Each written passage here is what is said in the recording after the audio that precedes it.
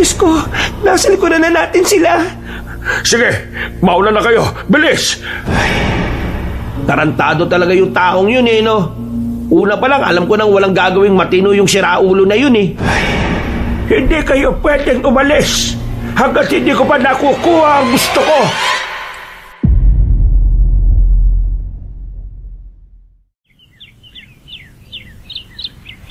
Nakakainis naman talaga. Nakakainis. Bakit ba kasi kailangan ko pang sumama dito Alam niyo naman ang dami-dami kong ginagawa sa buhay. Wala akong time na gumala sa mga ganitong kalayong lugar. Larry, kalma. Ikaw naman, ngayon ka pa talaga nagreklamo Ang layo na ng biyahe natin. Yung nirereklamo mo, nanahimik ka na lang sana. Nakaka-distract ka kaya sa ginagawa namin. Kausap ba kita? Bakit ka nakikisabat? Wala kang sinasabing pangalan kung sino kausap mo Meaning, lahat kami pwedeng sumagot.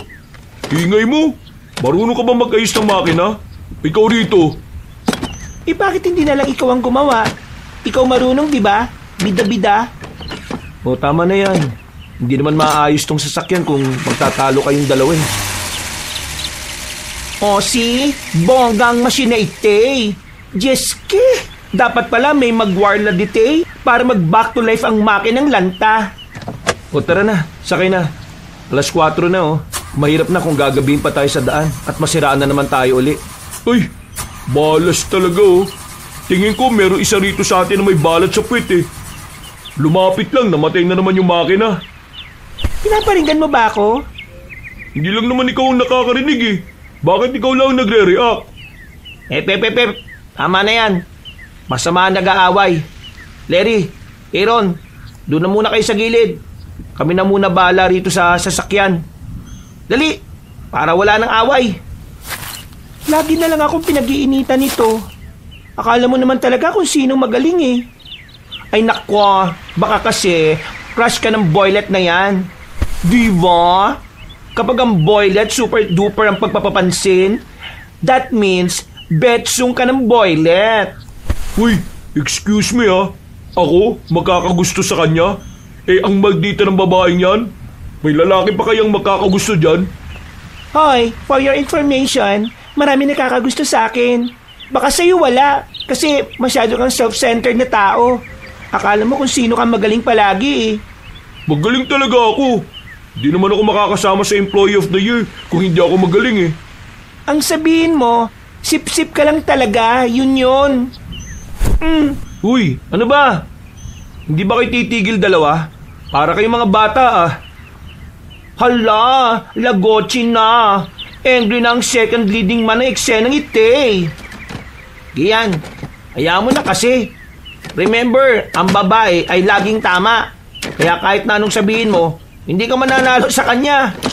Isa ka rin, Mark Oops, wala akong kinakampihan All I want is peace. Peace, yo! Pispisin mo mukha mo. Darilyn, ano ba talagang problema mo sa akin?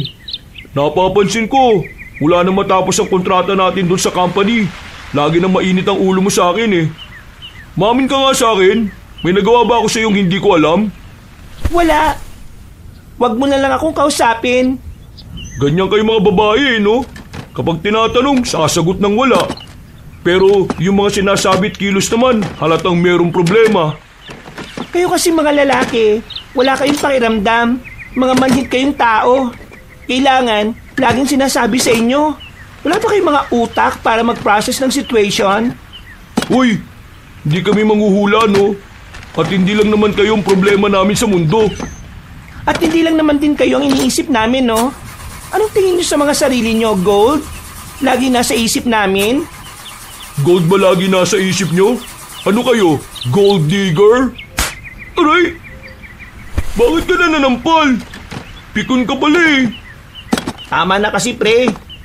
Ikaw kasi, patula ka rin Si Swang, stop na ang war. Wrong na yan Wrong na yarn. Ayusin mo ang pananalita mo, Gian Kahit naging katrabaho mo ako for 4 years, wala ka pa rin alam sa pagkatao ko. Alam nyo, nakakainis kayo Ang gusto ko lang naman, samahan nyo ako dito sa probinsya namin. Kasi itong unang pagkakataon na magbe-birthday ako na may kasama. Ngayon, kung ayaw nyo, pwede nyo namang sabihin kaagad eh. Hindi yung ganito. Ipinilit lang naman kasi ako ni Aaron eh. Hoy, si Swang, di kita finorseful ha. Pina-join force kita dite para mag-vanish na ang utang over na sa tagal. Pasensya na pre ha. Una pa lang naman sinabihan na kita na ayaw kong makasama ang babaeng to eh. As if naman na gusto kita makasama, no? Duh! Napapiling na lamang ang babaeng si Lerilyn at bahagyang lumayo sa kanila. Umupo sila ni Aaron sa gutter habang naghihintay kung kailan maayos ang sasakyan. Si Swang, sorry ah. Si Papa P kasi. Pinilit niya ang cash ng bongga para makasama kang Gomora dite. Bakit ba kasi ako gustong-gustong isama ni Philip? I don't know. Pero si Swang, enjoy na lang us dite. Kesa may stress ang matres ng princess. Happy-happy na lang ang mga beauty natin here, ha? Pasalamat ka lang talaga, malakas ka sa akin eh. Napatayo si Lerilyn at Aaron sa kanilang kinauupuan. Habang ang mga lalaki naman na abala sa makina, napatingin din sa kagubatan. Bakas sa muka ang pagtataka. Hindi na napigilan ni Lerilyn at Aaron na hindi bumalik sa mga kasama nila. Kahit na 4:00 pa lang ng hapon, bigla na lamang nakaramdam ng kaba ang babaeng si Lerilyn. Sila lang kasi ang nasa gilid ng kalsada. Mga box, si Netch ba yun? Hindi namin alam. Gusto mo bang tanungin ko yung aso kung anong pangalan niya? Aso lang naman yun. Normal lang yun sa mga ganitong lugar. Ganito talaga rito sa probinsya nyo, kahit noon pa? Oo, mas marami pang ang ganyan dati.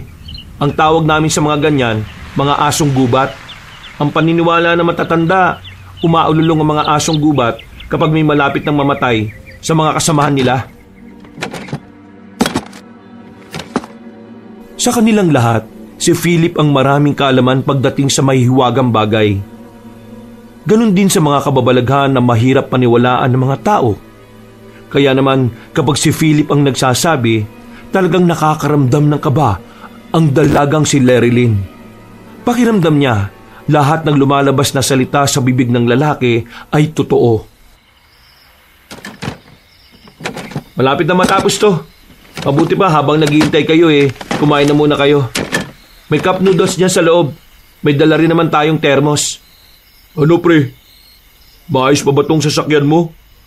Inabot na tayo ng gabi pre oh. Sabi mo kanina, malapit na. Kanina kasi ayos na. Hindi ko alam kung ano bang nangyari. Hindi ba tayo aalis? Sabihin niyo na lang kung dito na tayo matutulog, ilalatag ko na yung tent.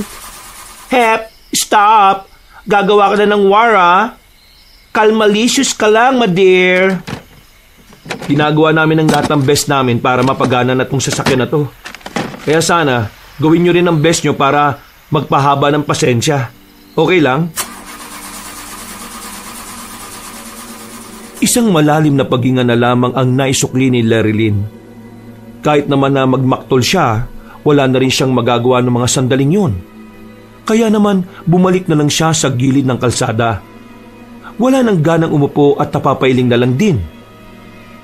Pagod na siyang mainis. Pagod na siyang makipagtalo kaya mas pipiliin na lamang niyang manahimik. Inilibot niya ang kanyang paningin sa paligid. Madilim na sa kanilang kinalalagyan. Meron ngang poste sa di kalayuan, pero mahina naman ang ilaw nito. Hindi tuloy maiwasan ni Lerilyn na mag-isip ng kung ano-ano. Naiisip na naman niya ang napanood niyang horror movie. Ganun na ganun kasi ang itsura ng lugar. Napayakap si Lerilyn sa kanyang magkabilang braso. Malimig na ang klima. Papalapit na rin kasi ang Burr Month. Puro puno pa ang kinalalagyan nila. Mga ilang sandali lang, tinabayan na siya ni Mark sa gutter. Tingin mo, sino sa dalawang yan na may gusto sa'yo? Anong pinagsasabi mo, Mark? Sabog ka ba? Isipin mo, Mare. Pinilit ni Philip si Aaron na makasama ka. Tapos itong si Gian, ikaw lagi napapansin. Di ba parang ang weird? Alam mo, sa halip na gumawa ka ng chismis, tulungan mo na lang sila ron para makaalis na tayo. Mag-aalas 7 na, Diyos ko. Wala akong alam sa ganyang bagay eh. Kaya lang nilang dalawa yan. Ano naman ang bag mo dito? Wala. Kapugian lang. Pero, Larry, hindi ka ba natatakot? Malay mo, may aswang pala rito. Aw! Tumigil ka nga. Dami mong alam. Iwan mo ako dito. Natigilan na naman silang 5 nung mga sandaling yon. Agad na dumaloy ang kaba sa sistema ng dalagang si Lerilyn. Pakiramdam niya, hindi na talaga normal ang naririnig nilang alulong. Kumakabog ang dibdib niya. Napansin din naman to ni Mark, kaya niyaya na siya nitong pumasok sa loob ng sasakyan. Nanatili lamang ang dalaga sa loob. Sinamahan naman siya ng Becky na si Aaron. Nag-usap na lamang sila ng kung ano-ano para kahit na papaano malibang siya at maiba ang kanyang atensyon. Nako! Thank you, Papa G! Makakagora na rin ang mga person! Oh, ayos na. Tara na. Wala na ba kayong naiwan na gamit sa labas? Wala na, kakacheck ko lang.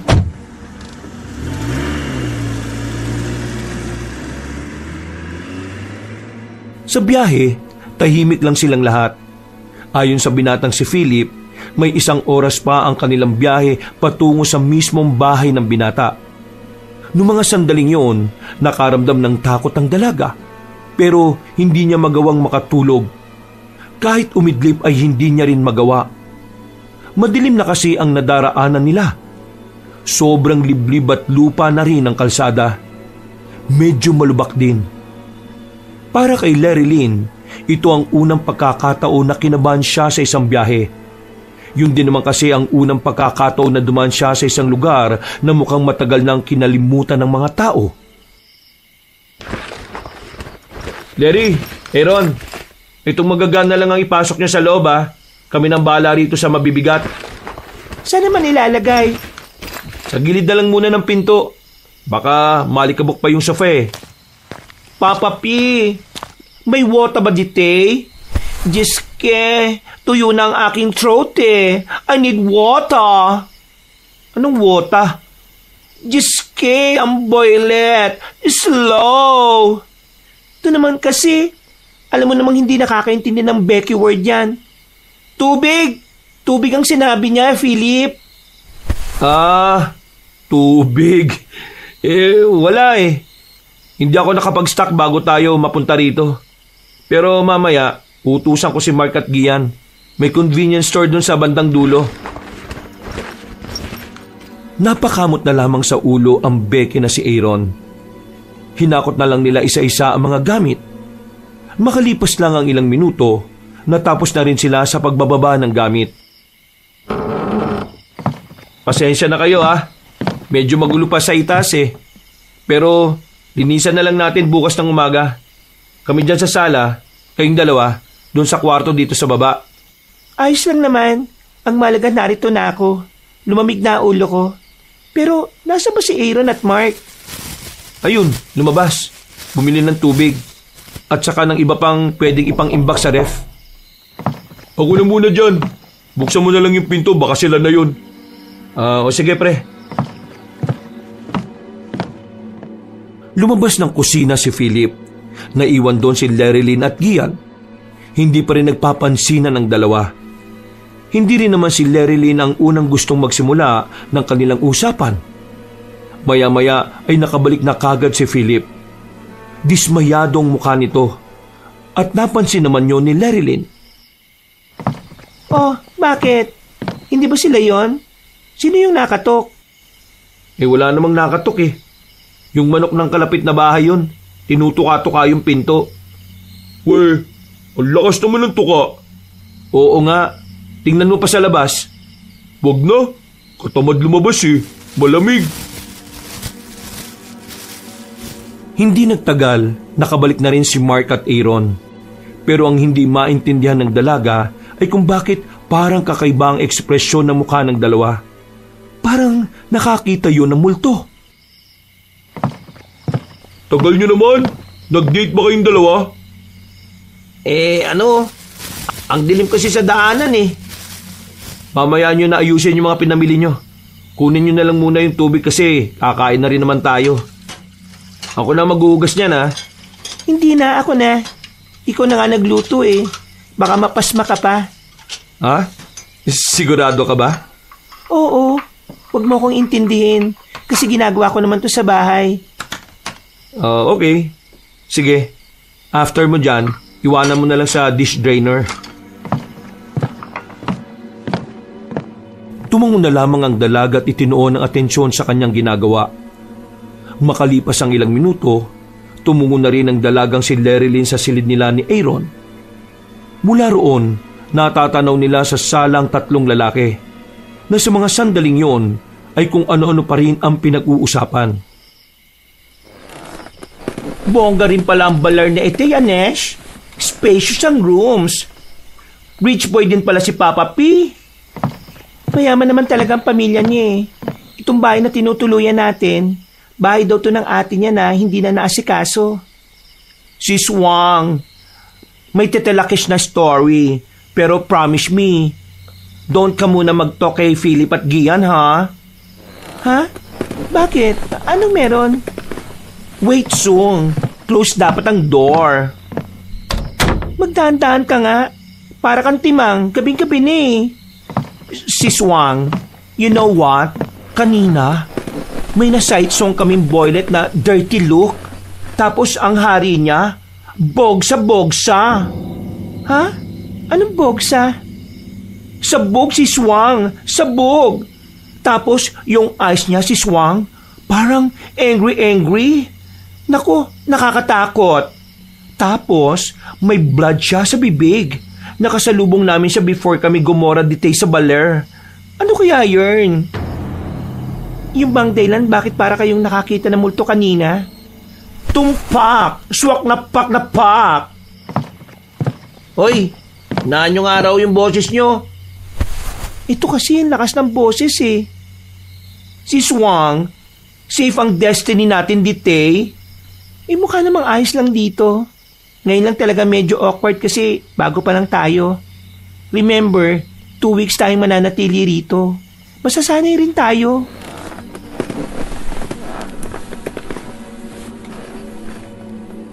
Hindi na inintindi pa ni Lerilyn ang kwento ni Aaron. Ang isip-isip niya, baka baliw na tao lang ang nakita ni Aaron at Mark. Ilang minuto lang ay agad nang nakatulog ang dalaga. Mahimbing ang kanyang tulog dahil sa haba ng kanilang biyahe. Box! Wake up! Ha? Bakit? Inaantok pa ako eh. Lapang na, Box! Jiske ka! Bangon ka na, Box! Inaantok pa nga ako. Kainis naman. Napilitang bumangon ng dalaga. Ayaw din naman kasi niyang magpa-importante at baka pag-initan na naman siya ni Gian. Pumwesto na siya sa lamesa. Sabay-sabay na silang kumain. Tahimik lang ang umagang yun para sa kanila. Ang masarap na simoy ng hangin na pumapasok mula sa labas ang nakakapagpagaan ng kalooban ni Lerilyn. Mamaya, alis tayo after lunch ha. Dadalhin ko kayo sa ilog na madalas kong paliguan dati. Dalhin nyo yung mga pampaligo nyo. Magpipiknik tayo doon mamaya. Tapos bukas, doon naman tayo sa burol. Uy pre, tama yan. Ligong-ligo na ako eh.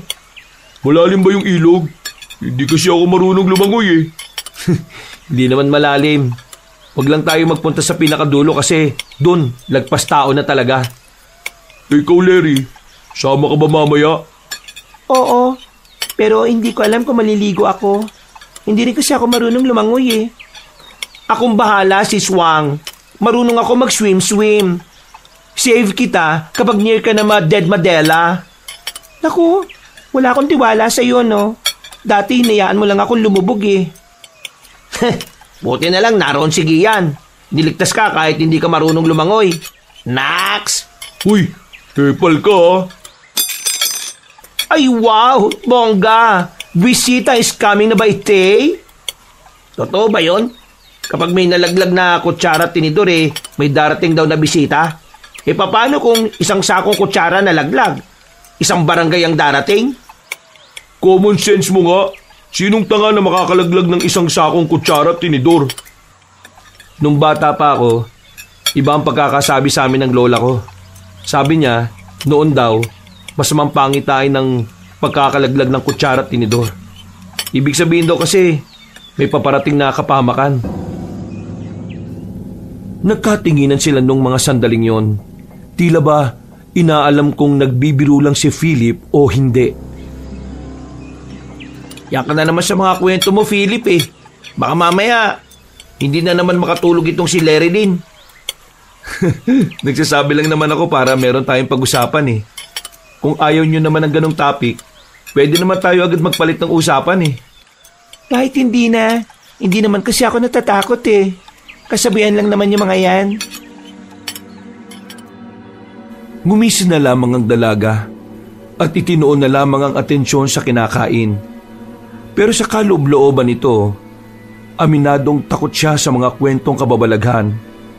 Sa kwento pa nga lang ni Aaron tungkol sa nakita nila ni Mark, medyo kinikilabutan na siya. Pero hindi lamang siya nagpapahalata. Alam niya kasing aasarin na naman siya ni Mark kapag nalaman nitong apektado siya. Makalipas ang ilang sandali ay natapos na silang kumain. Inihanda na lamang niya ang kanyang mga susuotin sa pagligo. Nasaan na ba rito yung mga cycling ko? Nakakainis naman Max, ano? Don't ka ba gogora with us? You're the only one na wini-wage yung namin. Hoy, magdaan-daan ka nga sa pagbukas ng pinto. Masisira talaga yan. Sabihin mo muna, mauna na kayo. Susunod na ako. May hinahanap lang naman ako rito Nose mo yung ilog, Chi? Pwede naman magtanong dyan sa labas. Sige na, mauna na kayo. Mas lalo kung hindi mahahanap ang hinahanap ko kapag may naghihintay sa akin Okay, gora na asa. Take care, Box. Babush! Wisit talaga. Ang sabi ko magdahan-dahan. Lalo pa talagang nilakasan. Kainis. Sa kakahanap ni Lerilyn ng cycling ay naubos na lang ang kanyang pasensya. Naisipan na lang niyang mag-short, total maliligo lang naman sila sa ilog. Makalipas ang halos 20 minutos ay lumabas na rin siya ng bahay. Nakasalubong niya si Mark na halatang binalikan pa siya. Bakit mo pa ako binalikan? Sabi ko mauna na kayo.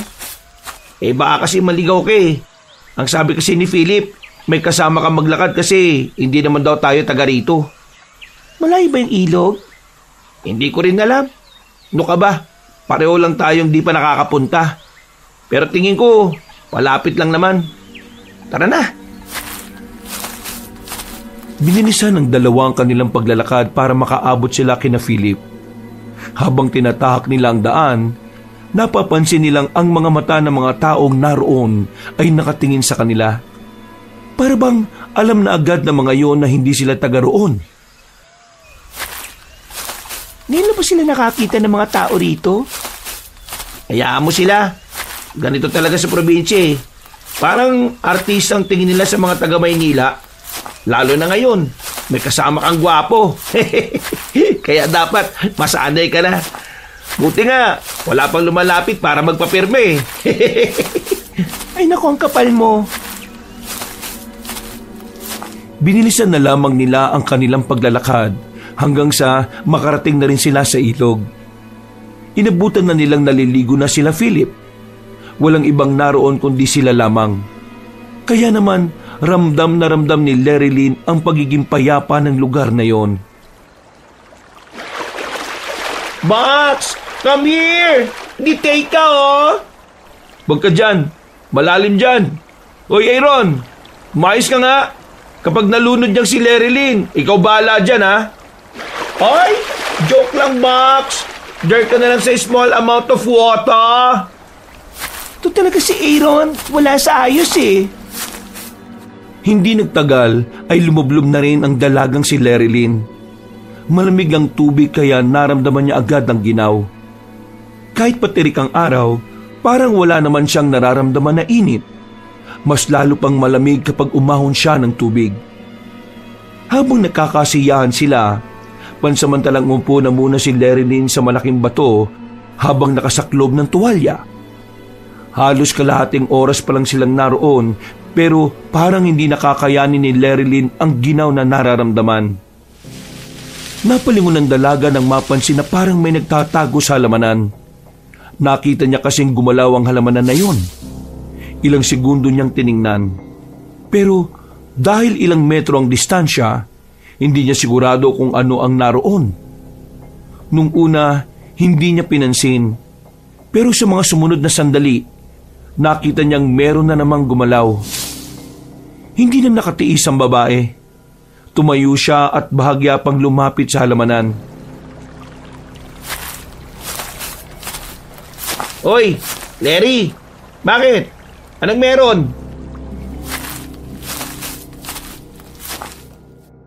Napansin na rin siya ng iba pa niyang kasama. Nagtataka itong lumapit sa kanya para tingnan din kung ano ang sinusuri niya sa halamanan. Parang may nakita kasi ako nakatago rito kanina. Parang nagmamasid o pinapanood tayo. Ha? Wala naman ah. Nako, Sis Wang. Nakaka-side song ka ng mga strange things na di naman namin nasa side song ah. Seryoso nga. Meron nga ako nakita. Gumalaw pa nga itong halamanan eh. Napapalibutan kasi tayo ng gubat. Kaya baka naman bayawak lang yon. O kaya naman baboy ramo. May ganun gumagala kasi rito eh. Pero kakaunti na lang ngayon. Ang sabi sa akin ni ate bago tayo pumunta rito, marami na ring mga ngaso ang nanguhuli sa kanila. Yung nakita mo kanina na paggalaw ng halaman, baka isa yun sa mga hayop na nabanggit ko. Sinusubukan nilang makahanap ng ligtas na lugar para makaiwas sa mga ngaso. Yun naman pala eh. Kung ano-ano pa iniisip. Ay nako, mga babae talaga. Madalas mag-overthink. Oo, tama na yan ha. Huwag na magtalo. Bukas na ang birthday ni Philip kaya dapat happy-happy lang tayo ha. Hindi na lamang kumibo si Lerilyn. Mas nakafocus kasi ang kanyang atensyon sa halamanan. Sinilip niya yun doon pero wala naman siyang nakitang kakaiba. Napapaisip siya sa sarili kung guni-guni lang ba ang nakita niya. Pero kahit na anong gawin niyang pagkukumbinse na wala lang yun, paulit-ulit na pumapasok sa kanyang utak na meron talagang kakaibang nangyari sa mga oras na yon. Natapos ang kanilang pagligo sa ilog, pero hindi pa rin mawala-wala sa kanyang utak ang mga nangyari. Doon nagsimulang mag-isip ang dalaga na baka may mga misteryosong ang nagaganap sa napuntahan nilang lugar. Iniisip mo pa rin ba yung kanina? Hindi naman. Nagpapantok lang ako rito. Bakit nandito ka ba? Akala ko nagbabara kayo sa loob. Nagpapalit muna ako kay Aaron. Bakit? Wala lang. Naboring na ako eh. Ay, siya nga pala. Huwag kang umupo sa kahoy na yan.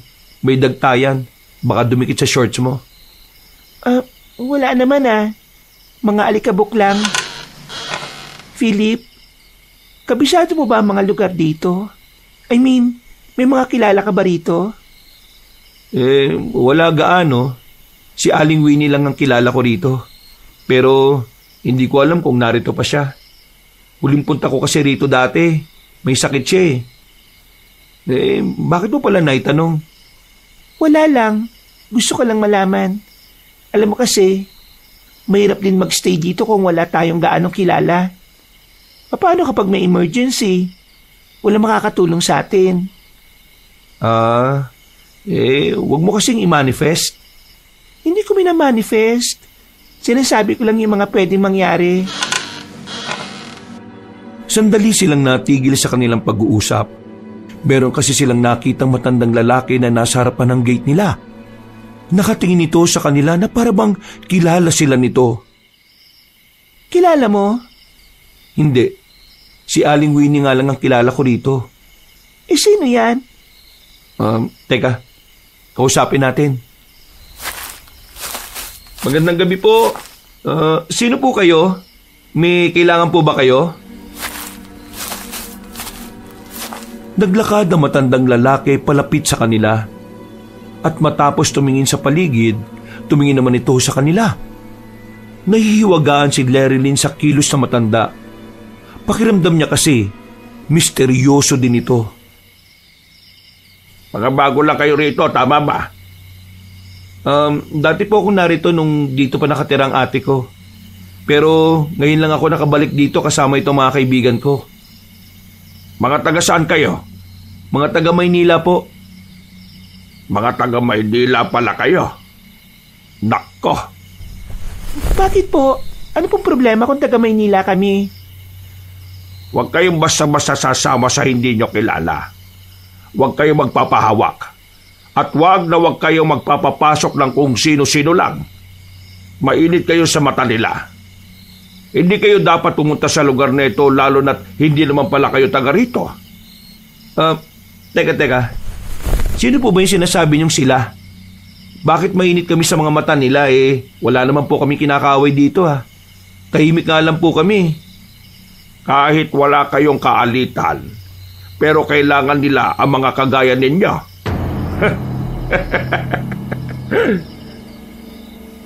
Manong, pasensya na ha. Hindi kami pwedeng basta na lang maniwala sa inyo Hindi naman po kasi namin kayo kilala. Sige po, papasok na kami. Sandali. Eto, kunin nyo ang mga baryang ito. Kapag hawak nyo ito, hindi nila kayo malalapitan ng halos 4 na araw. Sige na, kunin nyo. Hindi na po. Mas kailangan nyo po ang perang yan.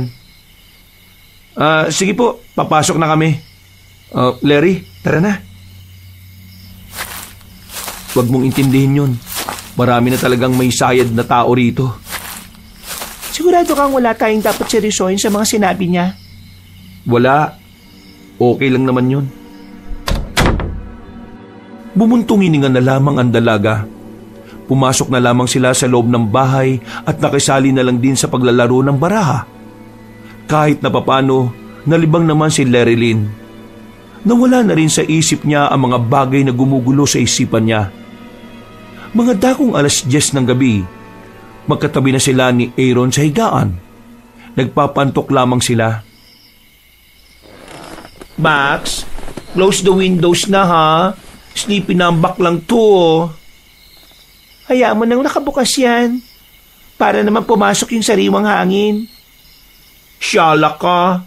What if may mag-enter na aswangit dyan? Ha? Ano? Aswangit. Aswang. You know aswang? Sige, magkwento ka naman ng ganyan. Ay nako, akis na nga ang mag-close. Bumangon ang Becky na si Aaron at saka isinarado ang bintana. Mga ilang sandali lang ay unti-unti na rin nakatulog ang dalagang si Lerilyn. Pero mga dakong 3:00 ng madaling araw, nagising siya sa hindi maipaliwanag na dahilan. Napatingin agad ang dalaga sa bintana.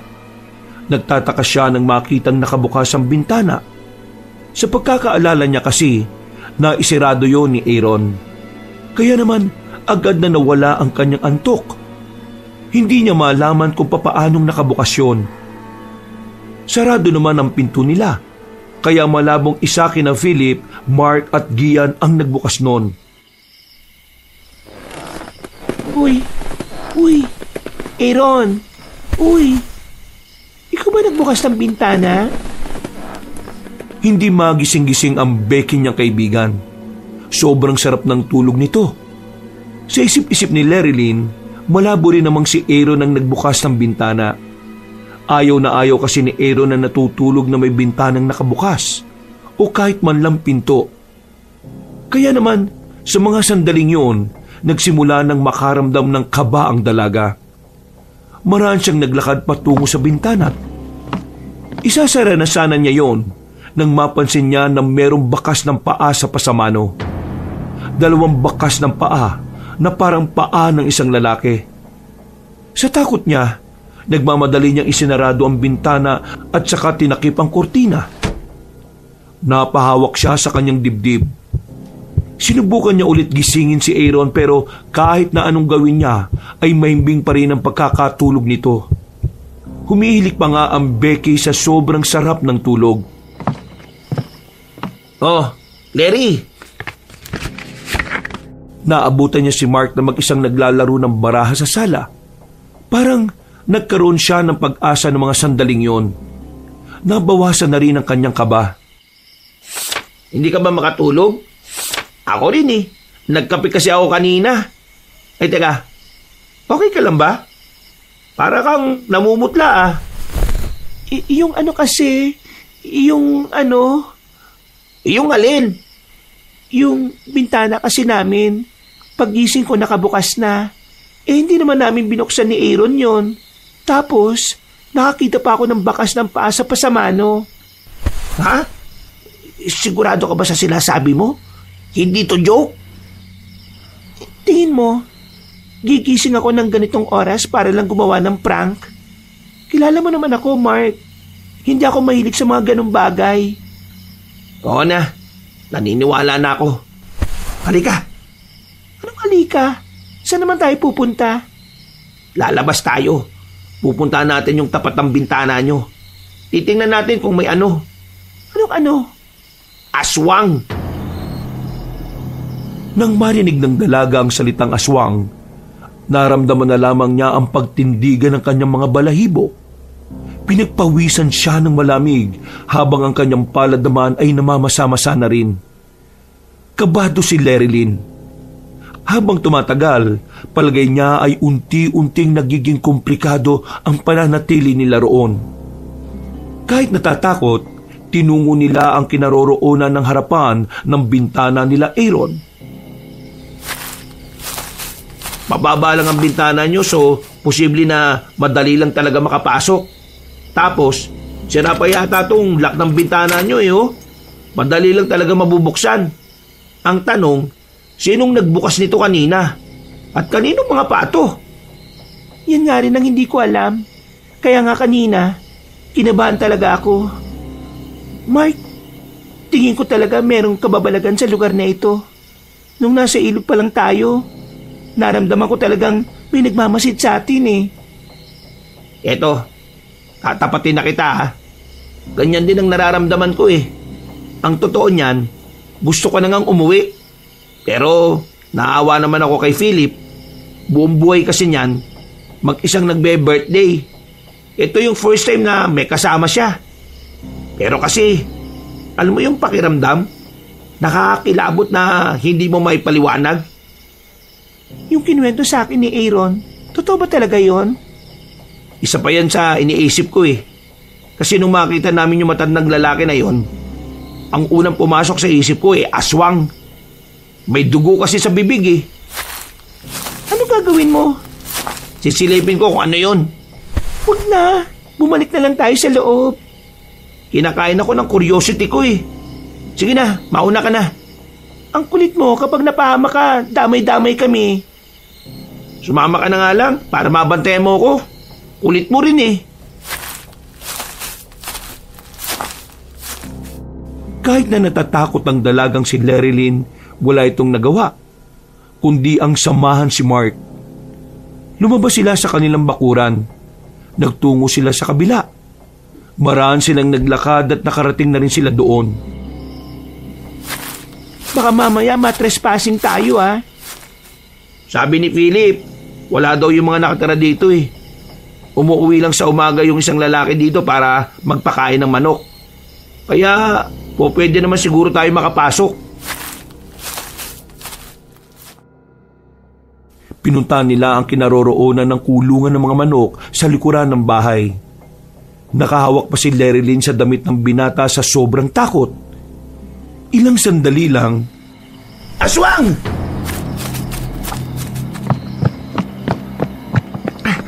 Sigurado ka ba na aswang yon? Hindi na ako pwede magkamali. Aswang lang ang kakain ng manok ng buhay. Nung mga sandaling yun ay nasa sala na sila. Mahina lang ang kanilang boses. Wala silang balak na ipaalam sa kanilang tatlong kaibigan kung anuman ang nakita nila. Napagtanto kasi nila na masisira ang birthday ni Philip kapag binuksan pa nila ang usapan na yun. Kinaumagahan, mulat na mulat si Lerilyn at Mark. Parehong nakatulala ang dalawa sa gilid habang naghihintay na maluto ang kanilang pagkain. May sakit ba kayong dalawa? Ako wala naman. Hindi lang ako nakatulog na maayos dahil sa kape. Ewan ko rito kay Larry. Mukhang hindi ka nakatulog Midlip ka muna. Mamayang hapon, magluluto na kami ng panghanda. Magiinuman tayo mamaya. Sa susunod na lang siguro tayo magburol. Box, sleep muna ikaw. You need beauty rest bago pa ang peslak mo maging Agnes. Anong Agnes? I mean, baka maagnas ka, Box. Matulog ka na muna. Tingnan mo mata mo, mapungay na. Daig mo pa rugby boy sa amin Sinunod na lamang ni Lerilyn ang payo ng mga kaibigan niya. Hindi na rin kasi niya kaya ang antok. Parang kakaunting tulak na lang sa kanya, matutumba na siya. Nagtungo siya sa silid nila Aaron. Pagkaiga niya pa lang ay agad na siyang nakatulog. Nagising lang siya nang maramdaman niyang nakabukas na naman ang bintana. 4:00 na ng hapon noon. Nung mga sandaling yun, nakaramdam na naman ng kaba ang dalaga.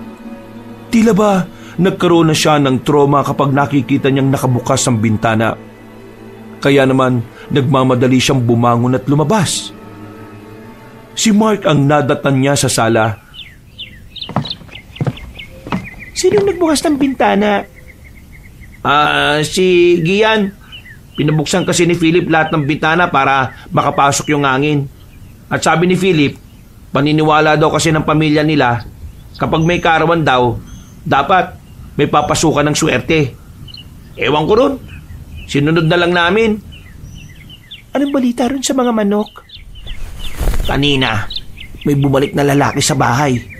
Narinig ko, galit na galit. Pero wala naman akong narinig na may hinana siya kung sino ang may gawa. Alam na ba nila? Hindi pa. Umalis kasi sila kanina nung dumating yung lalaki sa kabila. Hello? Anong chikan yarn? Bakit mabulong ang peg? May chismis yarn? O sige, tell me the truth. Sinong Jontis? Jontis pinagsasabi mo? Natigilan na lamang ang usapan nila ni Mark dahil naroon na si Aaron. Lumabas na lang din si Lerilyn para tumulong sa pagluluto sa labas. Makalipas lang ang ilang sandali, natapos na rin nila ang lahat ng handa nila. Nilibang na muna ni Lerilyn ang kanyang sarili sa pag-iinom nang sa ganon ay maging relax naman ang kanyang kalooban. Masyado na kasi siyang lunod sa pag-iisip ng mga kababalaghan, lalo na ang tungkol sa sinasabi ni Mark na aswang. Cheers! Para sa karawan ng pinakamagiting natin tropa. Happy birthday sa iyo, paring Philip. Mabuhay ka hanggat gusto mo. Papa P, tell us, anong wish ng Koya na yarn? Wish ko? Sana kayanin ko na rin makapagtapat ng nararamdaman ko sa babaeng gusto ko. Ay, bongga! Pogi mo dyan, Papa P. Sino ba ang girlless na yarn, ha? Reveal na yarn, Diyos ko! Hindi. Hindi ngayon ang tamang oras. Kapag nakabalik na ako ng Maynila, makikipagkita ako sa kanya at doon ko sasabihin. Parang alam ko na yan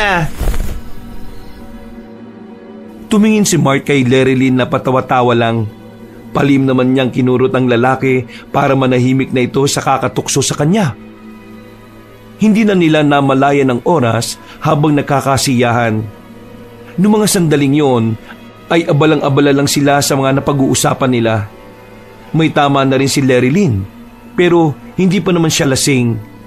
Mataas kasi ang alcohol tolerance niya, kaya sa kanilang lahat, parang siya pa rin ang natitirang matino. Ay, Diyos ko. Magdahan-dahan naman kayo. Masusugatan pa kayo niyan eh. Kaimbyer na naman kasi ang life na ito. Nagnomo-nomo kasi ng bongga, di naman pala carry. Ayan, bagsak. Sige na, dali na lang to sa loob. Inaantok na rin kasi ako eh.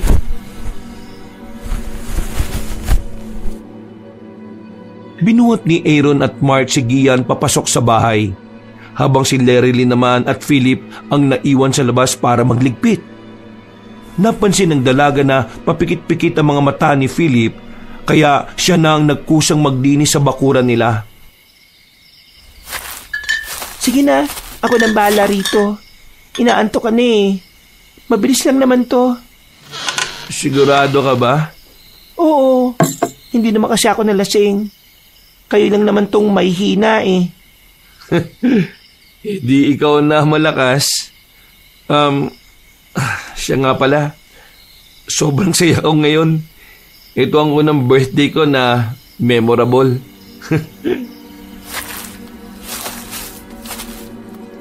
Naglakad na rin papasok si Philip.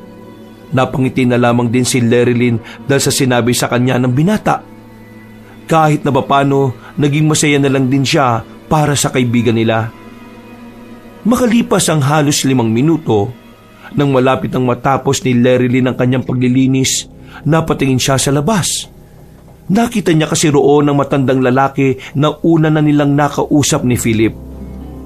Nakatingin ng seryoso matandang lalaki. Tingin pa lang nito, talaga namang kinikilabutan na siya. Hindi na sana niya papansinin na matandang lalaki pero bigla namang itong nagsalita. Malakas ang pagkakasabi ng matanda kaya kahit nasa labas yun ay dinig na dinig niya. Iya, natitipuan ka ng mga aswang at ang mga kasama mo, sila ang gagawing hapunan ng mga aswang. Kaya kung ako sa inyo, umalis na kayo rito bago pa mahuli ang lahat. Huwag ka nang magkunwaring walang alam, iha. Alam kong may nararamdaman na kayo. Alam kong nakaranas na rin kayo. Kaya huwag na kayo magbulag-bulagan. Habang may oras pa kayo, umalis na kayo! Ano bang nalalaman niyo sa mga nangyayari? Bakit parang kami ang gusto niyong guluhin? Kasi kayo lang naman ang walang alam.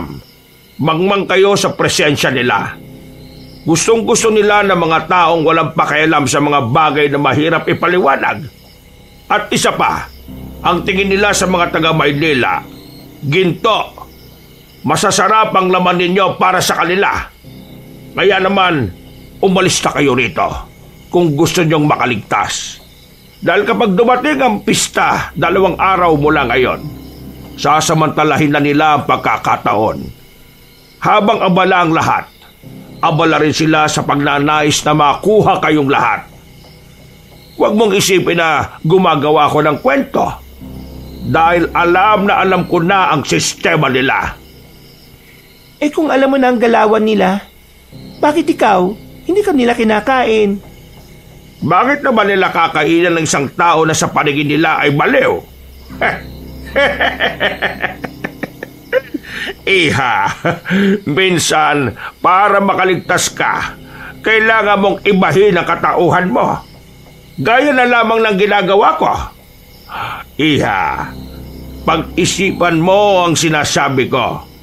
Walang ibang paraan para makaligtas, kundi ang pag-iwas. Hindi malaman ni Lerilyn kung maniniwala siya sa sinasabi ng matandang yon.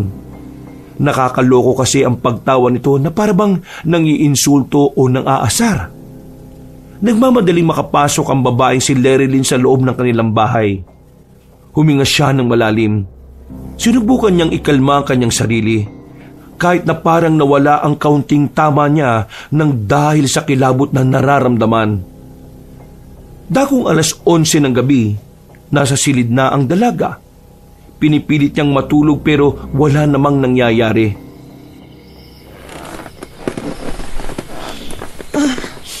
Kainis. Kung kailan nakainom ako, Saka naman ako mulat na mulat. Sinubukan niyang lumabas ng kanyang silid. Walang tao sa sala. Tulog na ang 3 lalaki. Sa madaling salita, siya na lang ang natitirang gising noong mga sandaling yon. Pumunta siya sa kusina. Kumuha siya ng gatas sa pagbabaka sakaling mapatulog siya nito habang umiinom siya. Habang naghihintay na mapakulo ang tubig, narinig niyang merong kumakatok sa sala.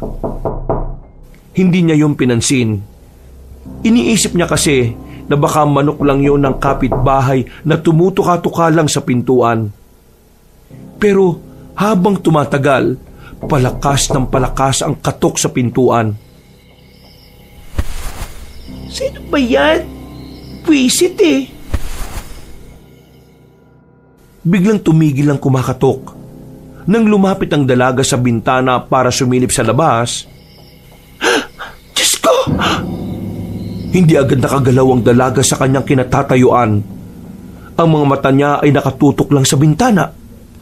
Nakalimutan niya pang iharang ang kurtina. Napapalunok na siya ng laway dahil sa kaba.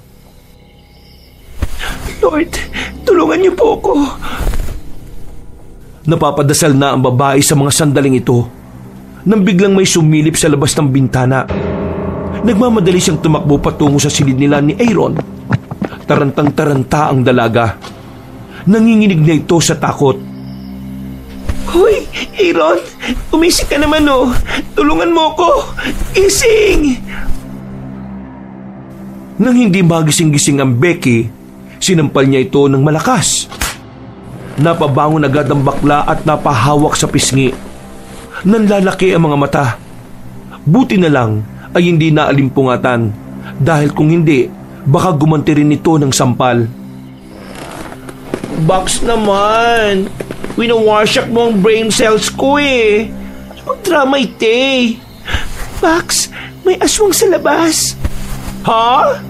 Aswang! Merong aswang! Just kiday! Bongga ang sipa ng alak sa beauty mo ah! Para kasi Raulo. Totoong sinasabi ko. Nasa labas, tingnan mo, halika! Hindi na napigilan ni Lerilyn na hindi hilahin patungo sa sala ang Becky. Pinasilip niya sa labas si Aaron, pero wala na silang nakita. Kahit na binuksan pa nila ang pintuan, wala nang aswang na nakita ni Lerilyn. Dismayado ang bakla na si Aaron. Nainis pa ito sa kanya dahil alam nito nang titrip lamang si Lerilyn. Kahit na ganun ang nangyari, hindi pa rin naging kampante ang kalooban ng babae. Batid niyang nasa paligid lamang kung sino man yon. Dahil sa pangyayari, hindi na naman siya nakatulog. Paulit-ulit kasing nagbabalik sa isipan niya ang nanlilisik na mga mata ng aswang. Bandang 10:00 ng umaga, saka pa lamang nagising ang mga kasama niya sa bahay. Lahat ng mga yon, pare-parehong masasakit ang ulo at gutom. Hindi rin naman nakapagluto si Lerilyn dahil saktong naubusan na sila ng gas. Bibilihan ko na lang kayo na makakain nyo. Lalakarin ko na lang yung convenience store mula rito. Sure ka? Pasensya ka na ha. Sobrang nahihilo talaga ako eh. Ako rin. Iba pala talaga yung tama ng alak na yun. Ako na sasama sa'yo, Lerilyn. Baka maligaw ka pa. Alam ko ang daan papunta ron. Masakit ang ulo mo, di ba? Ayos lang. Tolerable naman eh. Lumabas ng bahay ang dalawa. At dahil kasama naman niya si Mark, hindi na siya nagdalawang isip pa na ikwento ang mga nangyari. Kahit ang binatang si Mark ay nagulat din sa narinig. Bumukas sa mukha nito ang labis na pag-aalala. Dahil habang tumatagal kasi, para bang palala ng palala ang pagpaparamdam sa kanila ng aswang. Natanong na nila ang convenience store sa gilid ng kalsada, pero hindi pa man sila nakakarating doon. Napatigil sila dahil sa isang matandang lalaking nagkandalaglag ang mga dalang gamit. Puti na ang buhok na matanda, parang uugod-ugod na rin. Kaya naman naawa ang dalawa kaya tinulungan nila yon. Nako, maraming salamat sa inyo. May mabubuti pa pala kabataan ngayon. Wala pong anuman. Hindi ba kayo taga rito? Parang ngayon ko lang napansin ang mukha ninyo. Opo. Hindi nga po kami taga rito. Nagbabakasyon lang po. Ay, bakasyon. Kaya pala. Ay, isa nga pala. Ang pangalan ko ay Edgar. Mang Edgar ang pagkakakilala sa akin ng iba. Sige po. Mauna na po kami, Mang Edgar. Bago umalis, tinapik pa ng matandang lalaki si Mark sa balikat. Nakangiti lang yun sa kanila. Magaan din naman ang pakiramdam ni Larry Lynn. Si Mang Edgar, para sa kanya ay hindi ito kagaya ng isang matanda na parang baliw kapag kinakausap. Mas magaan ang kalooban ni Larry Lynn kay Mang Edgar kaysa sa matandang misteryoso ang pagkatao. Nakarating sila sa convenience store at agad din naman silang kumuha ng mga pagkain nila. Hindi nagtagal ay umuwi na rin naman silang dalawa. Pagdating nila sa bahay, nakita nilang lahat na napasandal si Mark sa sofa. Napapabuntong hininga ito. Pawis na pawis at namumutla ang muka. Uy Mark! Bakit? Ano nangyayari sa'yo? Mark! Uy! Naririnig mo ba kami? Mga pre, bigla na lang sumama ang pakiramdam ko. Gusto mo bang dalhin ka namin sa ospital? Hindi, wag. Malayo ospital dito. At saka, gastos lang. Ipapahinga ko na lang siguro. Baka nabigla lang ako sa alak. Tumayo ang lalaking si Mark at dumiretso na sa itaas. Inalalayan naman ni Larry Lynn ang binata. Hinatid niya ito hanggang sa kwarto. Sigurado ka bang ayos ka lang? Larry, yung matandang lalaki kanina sa tapat ng convenience store. Oh, bakit? Anong problema? Feeling ko aswang yun. Aswang? Pero, paano mo naman nasabi yun? Mukha namang matino eh. Sabi sa nabasa ko, ang mga aswang daw, may kakayahan kang lagyan ng sakit sa pamamagitan lang ng tapik sa balikat. Aswang yun, Larry. Naglalakad pa lang tayo kanina. Sumama na pakiramdam ko eh. Dumaloy na naman ang kilabot sa sistema ng dalaga. At sa puntong ito, natitiyak niyang tuluyan na nga silang pinagkainteresan ng mga aswang. Ano pinagsasabi mo, Larry Lynn? Anong aswang-aswang? Kakaiba na yung hallucinations mo, ha? Kakapuyat mo kasi yan, eh. Dahil sa pagbabasa mo ng mga kwentong pangbarbero. Totoo sinasabi ko. Nung unang dating pa lang natin dito, iba na ang pakiramdam ko eh. Yung nasa ilog tayo, alam ko may nakamasid talaga sa atin. At yung kwento sa akin ni Mark at Aaron tungkol sa lalaking duguan ng bibig. Diba Aaron? Ikaw mismo nagkwento sa akin. Tapos, meron ding nagbukas ng bintana sa kwarto namin. May mga bakas ng pasa pa sa mano. Noong madaling araw naman, nakita naman ni Mark na may lalaking nilapa ang mga manok dyan sa kabila. Tapos nito lang, may nakausap kaming matanda ni Mark. Tinapik siya sa balikat at saka nagkasakit siya kaagad. Tinapik lang sa balikat tapos nagkasakit na kaagad? Ano yun? May Bluetooth yung kamay? Nag-transfer kaagad ng sakit? Okay yan ah. Hindi ako nakikipagbiruan, Gian ah. Ay malaking joke kasi yung pinagsasabi mo eh. Aswang-aswang ka dyan. Moderno na panahon ngayon oh. Malabo na yung mga ganyan. Wala akong pakialam kung ayaw mong maniwala. Basta totoo ang sinasabi ko.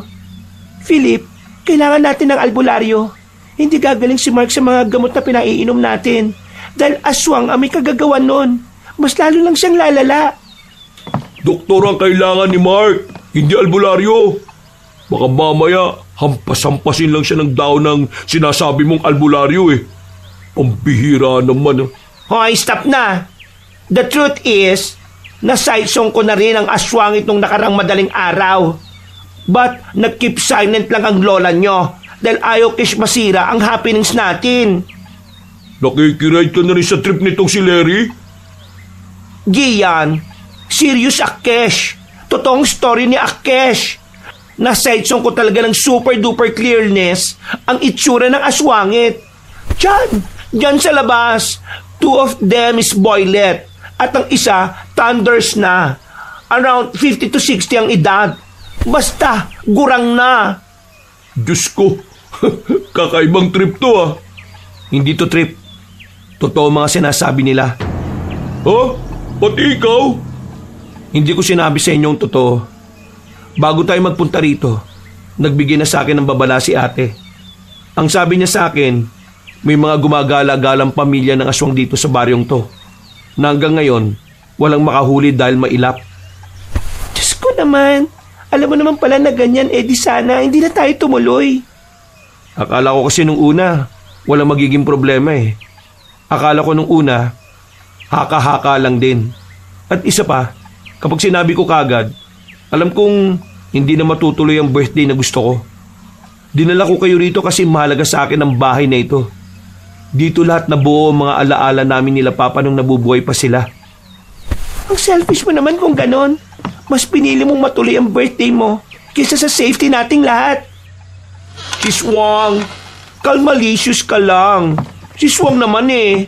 Nakakainis na kasi. May alam naman pala siya, hindi man lang niya sinabi sa atin. Di sana, kahit na papaano nagawa natin ang paraan. Tingnan mo, nagkasakit si Mark. Mataas ang lagnat. Anong gagawin natin dyan ngayon? Kapag napahamak si Mark, problema natin tong lahat. Oh my God! Hindi ako makapaniwala sa mga naririnig ko. So, totoo ang aswang? Sa nangyayari ngayon, mukhang totoo na nga. Sus! Mabubuang ako rito! Uy, saan ka pupunta? Lalabas! Magpapahangin! Hindi ko kayo mapakinggan yung mga katarantaduan ninyo. Hindi na nila pinigilan pa si Gian. Naiwan silang tatlo sa sala. Pero hanggang sa mga sandaling yon, hindi pa rin kumakalma ang dalagang si Lerilyn. Ano, Philip? Wala ba tayong gagawin? Sama mo ako, Larry. Titingnan ko kung nandun pa si Aling Winnie sa bahay nila. Baka sakaling may kakilala siyang albularyo. Ay, bongga! Iiwan ako here ng aloneliness? Kailangan may magbantay kay Mark. Sige na. Walang sinayang na sandali si Philip at Lerilyn. Mabilis nilang tinungo ang kinaroroonan ng bahay na matandang si Winnie. Buti na lamang hindi pa nakakalimutan ni Philip ang daan patungo roon. Pagkarating nila roon, nakita nila ang matandang babae na nasa bakuran habang nagsasampay ng mga nilabhang damit. Aling Winnie? Sino ba kayo? Kilala ko ba kayo? Aling Winnie, ako ito, anak ni Ramon at Amanda. Ako na po ito, si Philip. Nako, ikaw na pala yan. Ang laki-laki mo na pala. Bakit kayo narito? Bakit parang natataranta kayo? Wala na po kaming oras para magpaliwanag, Aling Winnie. Baka po may kakilala kayong albularyo na makakatulong sa amin. Yung kaibigan po kasi namin, tinapik ng aswang sa balikat. Anong sinabi mo? Diyos ko, hali kayo. Dadaling ko kayo sa bahay na kakilala kong albularyo. Agad silang sumunod sa matandang babae. Kaunting lakad lang ay may bahay na din silang nilapitan. Kabadong malala si Lerilyn noong mga oras na yon. Sa mga nangyayari kasi, pakiramdam niya kahit sino na lang ay pagdududahan niya. Kahit pa ang matandang babae na yon. Jaja! Jaja! Nandiyan ka pa sa loob. Puyatang tao dyan. Wala na po ba kayong ibang kilala? Nako, wala na talaga. Si Jojo lang ang kilala namin dito. Pero ang alam kasi ng lahat, nabaliw na siya. Kaya wala nang nagtitiwala sa kanya. Pero ako lang ang nakakaalam na hindi siya totoong baliw. Nagkaroon ng ideya ang dalagang si Lerilyn dahil sa sinabi ng matandang si Winnie. Magsasalita pa sana siya nang biglang may dumating.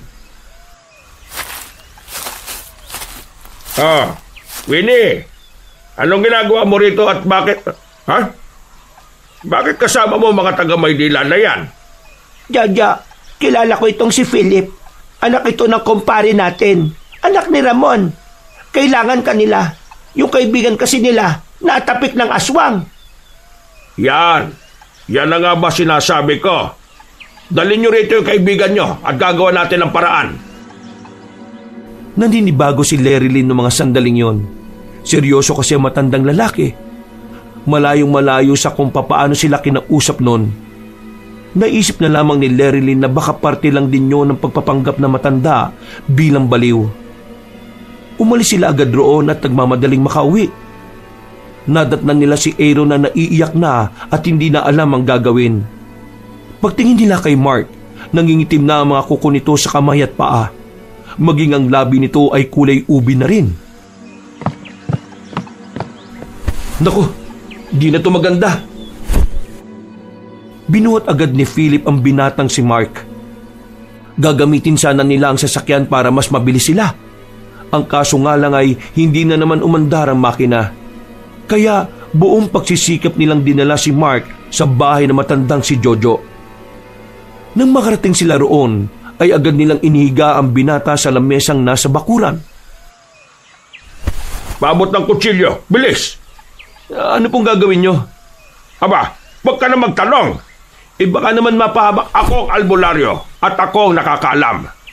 Sundin mo ang sinasabi ko kung ayaw mong mamatay ang kaibigan niya. Diyos ko naman, ako na nga. Nagkusang loob na si Lerilyn na kunin ang kutsilyo. Nang ibigay yun ng dalaga kay Mang Jojo, sinira na matanda ang damit ni Mark sa bandang balikat. Pagtingin nila sa balikat ng binata ay nakita nilang nangingitim na rin ang parting yon. Halos kasing laki na ng plato ang pangingitim. Walang sinayang na sandali ang matandang albularyo. Hiniwa nito ang malaking pasa at pinilit na paduguin. Namumuo pa ang dugo ni Mark. Paabot ka ng plastic na yan. Yan nga, yung puti. Kunin mo yung dahon ng bayabas. Dali! Ito na po. Dinurog ni Mang Jojo ang dahon ng bayabas hanggang sa magkaroon na ito ng kaunting katas. Pinatak nito ang katas sa balikat ni Mark at ang dahon naman ay pinakain sa binata. Makalipas lang ng halos 15 minutos, naramdaman na lamang nila na bumaba na ang init ng katawan ng kanilang kaibigan. Unti-unti na ring nawala ang pangingitim ng kuko at labi nito. Ganon din ang nasa balikat. Ayan, ganon lang kasimple. Napasandal na lamang si Mang Jojo sa haligi ng bahay. Samantalang sila Lerilyn ay nakahinga na rin ng maluwag. Para silang nabunutan ng tinik sa lalamunan nang masigurong unti-unti nang nawawala ang lagnat ni Mark. Pakiubad nitong damit ng kaibigan nyo. Gagamitin ko ito para malaman kung anong intensyon ng aswang na yon dito sa kaibigan ninyo. Papa P, nagbring ako ng damit si Kels na extra para kay Marky. Ito, pasuot mo sa boylet. Sige, maraming salamat. Iniwan sila sandali ni Mang Jojo. Binabantayan lang nila si Mark nung mga sandaling yon. Habang abala ang matandang albularyo sa loob ng bahay, hindi maiwasan ni Mark na hindi sisihin ang kanyang sarili. Kasalanan kong lahat kung bakit natin to dinaranas. Sorry talaga. Naintindihan naman namin kung ano yung pinagugutan mo, Philip. Pero sa kahit na anong bagay, palaging mas malaga ang buhay natin. Yun ang lagi mong iisipin. Kasi ang birthday, taon-taon bumabalik yan. Pero ang buhay ng isang tao, isang beses lang yan nandito sa mundo. Makalipas lang ang halos 1 oras, lumabas na rin ng bahay si Mang Jojo. Hindi na nito dala ang damit ng kanilang kaibigan. Dahil ayon dito, kinailangan na iyong sunugin. Mano, alam niyo po ba kung bakit ginawa ng aswang yan kay Mark? Dahil sa'yo, Iha. Po? Yung matandang aswang na gumawa niyan sa kanya ay ang aswang na matagal ko nang hinahanap, si Edgar. Isang aswang na kilala rin sa paggamit ng mga itim na kapangyarihan. Natitipuan ka ng matandang yon at para sa kanya, pag-aari ka na niya. Hindi siya papayag na may ibang lalaking magkakagusto sa'yo. Papatayin niya ang mga yon. Sandali. Nakakalito eh. Paanong si Mark ang ginanon niya wala namang... Etong kaibigan niyo ay may lihim na pagtingin dito sa babaeng ito. Pinagtitripan niyo na naman ba kami?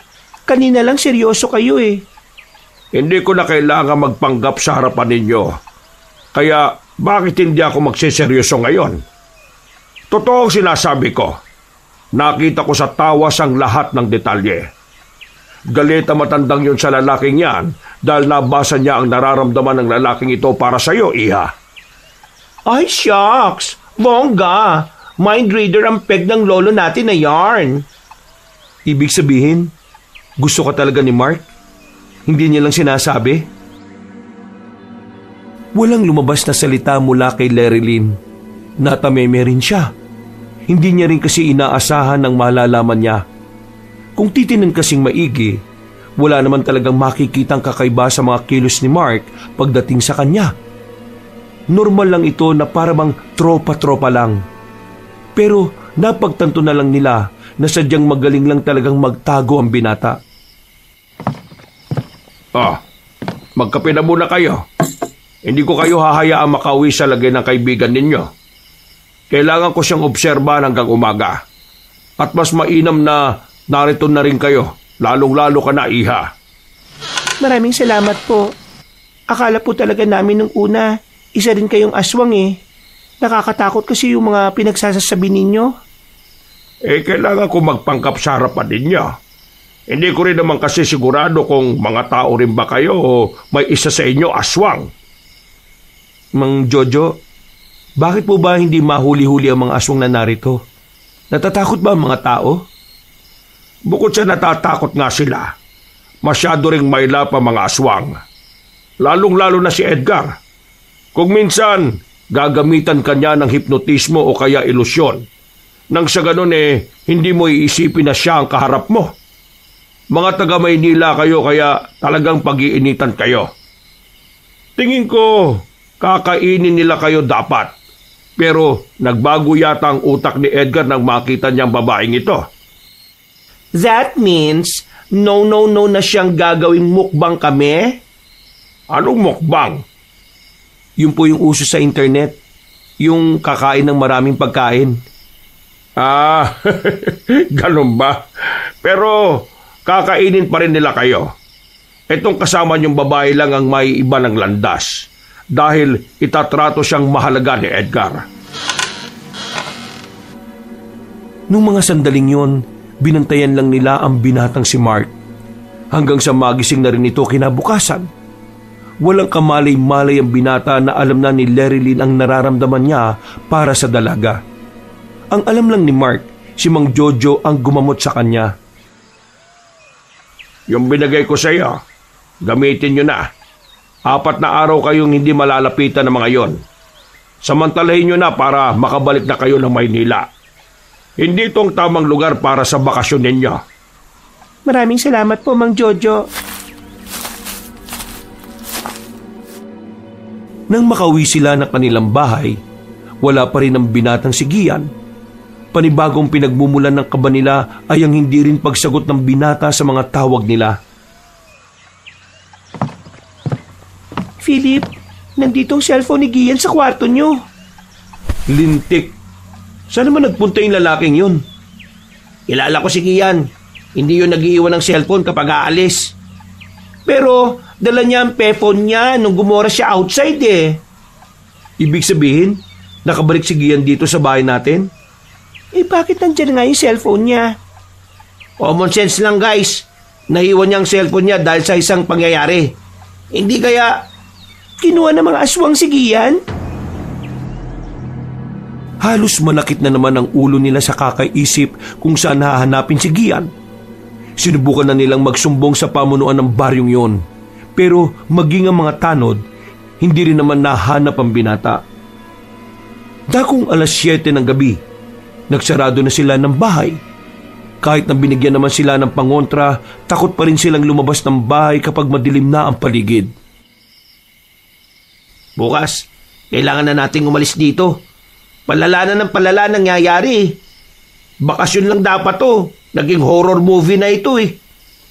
Kailangan na muna nating mahanap si Gian. Hindi tayo pwedeng umalis ng kulang tayo. Pero, we all gonna die here. Jeske, goranas kasi. No, pa ako madeded madela, no? Dami ko pang boylet na wait yung sa Manila eh. Pre, ginawa na natin lahat ng makakaya natin. Pero, wala talaga si Gian eh. Kung maghihintay tayo sa kanya, baka mapahamak na tayo. Lalo na bukas. Piyesta na rito. Magulo na. Mahirapan tayong malaman kung sino yung aswang sa paligid natin. Kailangan mo na magdesisyon, Philip. Ikaw may sasakyan, hindi kami. O sige, aalis tayo. Ngayong gabi agad. Pero kailangan ko munang ayusin ang makina ng sasakyan. Mark, tulungan mo ako.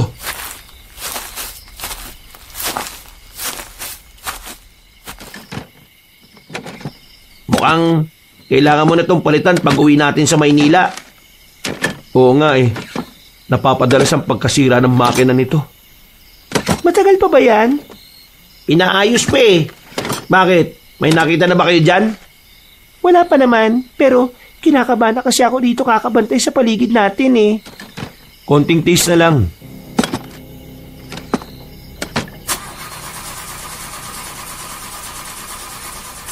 Tumagal ng halos 1 oras ang pag-ayos nila ng makina. Gumana lang ito ng 2 minuto, pero muli na namang namatay. Sinubukan nilang paganahin ulit, pero hindi na talaga ito umandar. Tuluyan ang nawala ng pag-asa si Philip. Mas lalo namang kinabahan si Lerilyn. Lalo na't pahirapan ding makahanap ng masasakyan mula roon palabas ng baryo. Bukas, piyesta. Sasamantalayin natin ang mababaitang tao bukas. Makikiarkila tayo ng tricycle. Pumasok na lang sila sa bahay. Hindi na rin sila nagreklamo pa dahil wala naman na silang magagawa. Ipinagdasal na lamang nila na sana nasa maayos lang na kalagayan ng binatang si Gian. Sumapit ang madaling araw. Shucks, maybe si Papa Gian na isom. Sandali lang. Huwag niyong bubuksan. Hanggat hindi siya nagsasalita, huwag natin papapasukin dito. Gian, ikaw na ba yan? Mag-visit kayo! Papasukin niyo ako! Sige yan nga. Dali, dali! Wala silang sinayang na mga sandali. Pinagbuksan kaagad nila ng pinto ang kanilang kaibigan. Bumungad sa kanila ang binatang madungis ang anyo. Marami itong natuyong lupa sa katawan. Bagay na lalo naman nilang ipinagtaka. My gosh! Where have you been, Sigbin? Why dirty much ng body ng macho na yarn? Gumapang ka ba sa ebak ng mga kalabaw, pre? Gian, ano ba nangyari sa'yo? Nung gabing umalis ako, pagbalik ko, wala na kayo rito. Habang naghihintay ako sa inyo, biglang pumasok yung isang matanda. May katandaan na siya. Pero nagulat na lang ako kasi mas malakas pa siya sa akin eh. Kinuha niya ako. Kasama niya yung mga tauhan niya na bumitbit sa akin. Naniniwala talaga akong may aswang, mga pre. Nakita ko mga mukha nila eh. Sobrang nakakatakot. Kung ikaw talaga si Gian, paano ka nakatakas? Pinagdududaan mo ba ako? Malamang. Kahit naman talaga kailan wala akong tiwala sa'yo. Sira ulo pala itong babae na to eh. Tama na. Mag-aaway na naman kayo. Sige na, Gian. Sabihin mo na lang sa amin kung paano ka nakatakas. Huminga na muna ng malalim ang binata. Nagtimpi na lamang ito para matapos na ang pagdududa ng babae. Marami kaming biyag nila. Lahat ng biyag nilang yon, ihahanda nila sa pista bukas. Tapos, yung mga karne ng mga tao, ipapakain din nila sa mga tao. Narinig ko ang pag-uusap nila eh, kaya nataranta ako. Pinilit ko talaga makatakas. Buti na lang, tatanga-tanga yung nagbabantay sa amin. Nakatsyempo ko. Sinapak ko sa mukha yung bantay. Tulog si tanga eh. Ayun, tumakas kami lahat. Pero karamihan sa amin, naibalik sa kulungan. Yung iba naman, on the spot kinain. Takot na takot ang binatang si Gian habang nakukwento. Ang matapang at maangas na binata ay tila naging batang nagsusumbong. Hinawakan ni Gian ang magkabilang balikat ni Philip at nagmamakaawa. Pre, umalis na tayo rito. Parang awa mo na. Hindi ko kaya mamatay rito. Marami pa akong gustong gawin. Yun nga ang problema natin eh. Sira ang sasakyan. Hindi ko maayos. Kaya ang napag-usapan namin, bukas na lang tayo aalis. Sasamantalin natin na maraming tao. Maghanap tayo ng mapapakiusapan. Kainis naman oh. Kung kailan kailangan ng lintik na sasakyan na yan, saka pa hindi magamit. Makalintik ka naman. Pinakinabangan mo rin naman yan eh. Ibubulok-bulok na kasi, ayaw pang palitan. May pera ka naman ah. Huwag mo nga akong diktahan. Stop! Kayo naman na magkakagulo niyan eh. Isa ka pa. Kung hindi ka sana nagkasakit, di sana nakaalis na tayo. Pre, wag mo ko sisihin. Kaya ako nagkasakit kasi tinamad kang bumili ng sarili mong pagkain. Palibhasa, piling boss ka eh. Ano sinabi mo? Tumigil ka na nga, Gian. Kung makaasta ka dito, akala mo kung sino ka. Yan kasi, di ba ayaw mong maniwala nung una? Ngayon, para kang bata dyan na maiihi sa takot. Tsura nito. Maligo ka na nga muna. Amoy lupa ka. Kapal nito. Kala mo kung sino maganda. Papagian naman kasi very headed ang peg. Kalmalicious ka lang ha. Paano kakalma kung ganitong wala rin naman kayong magawa? Kakainis.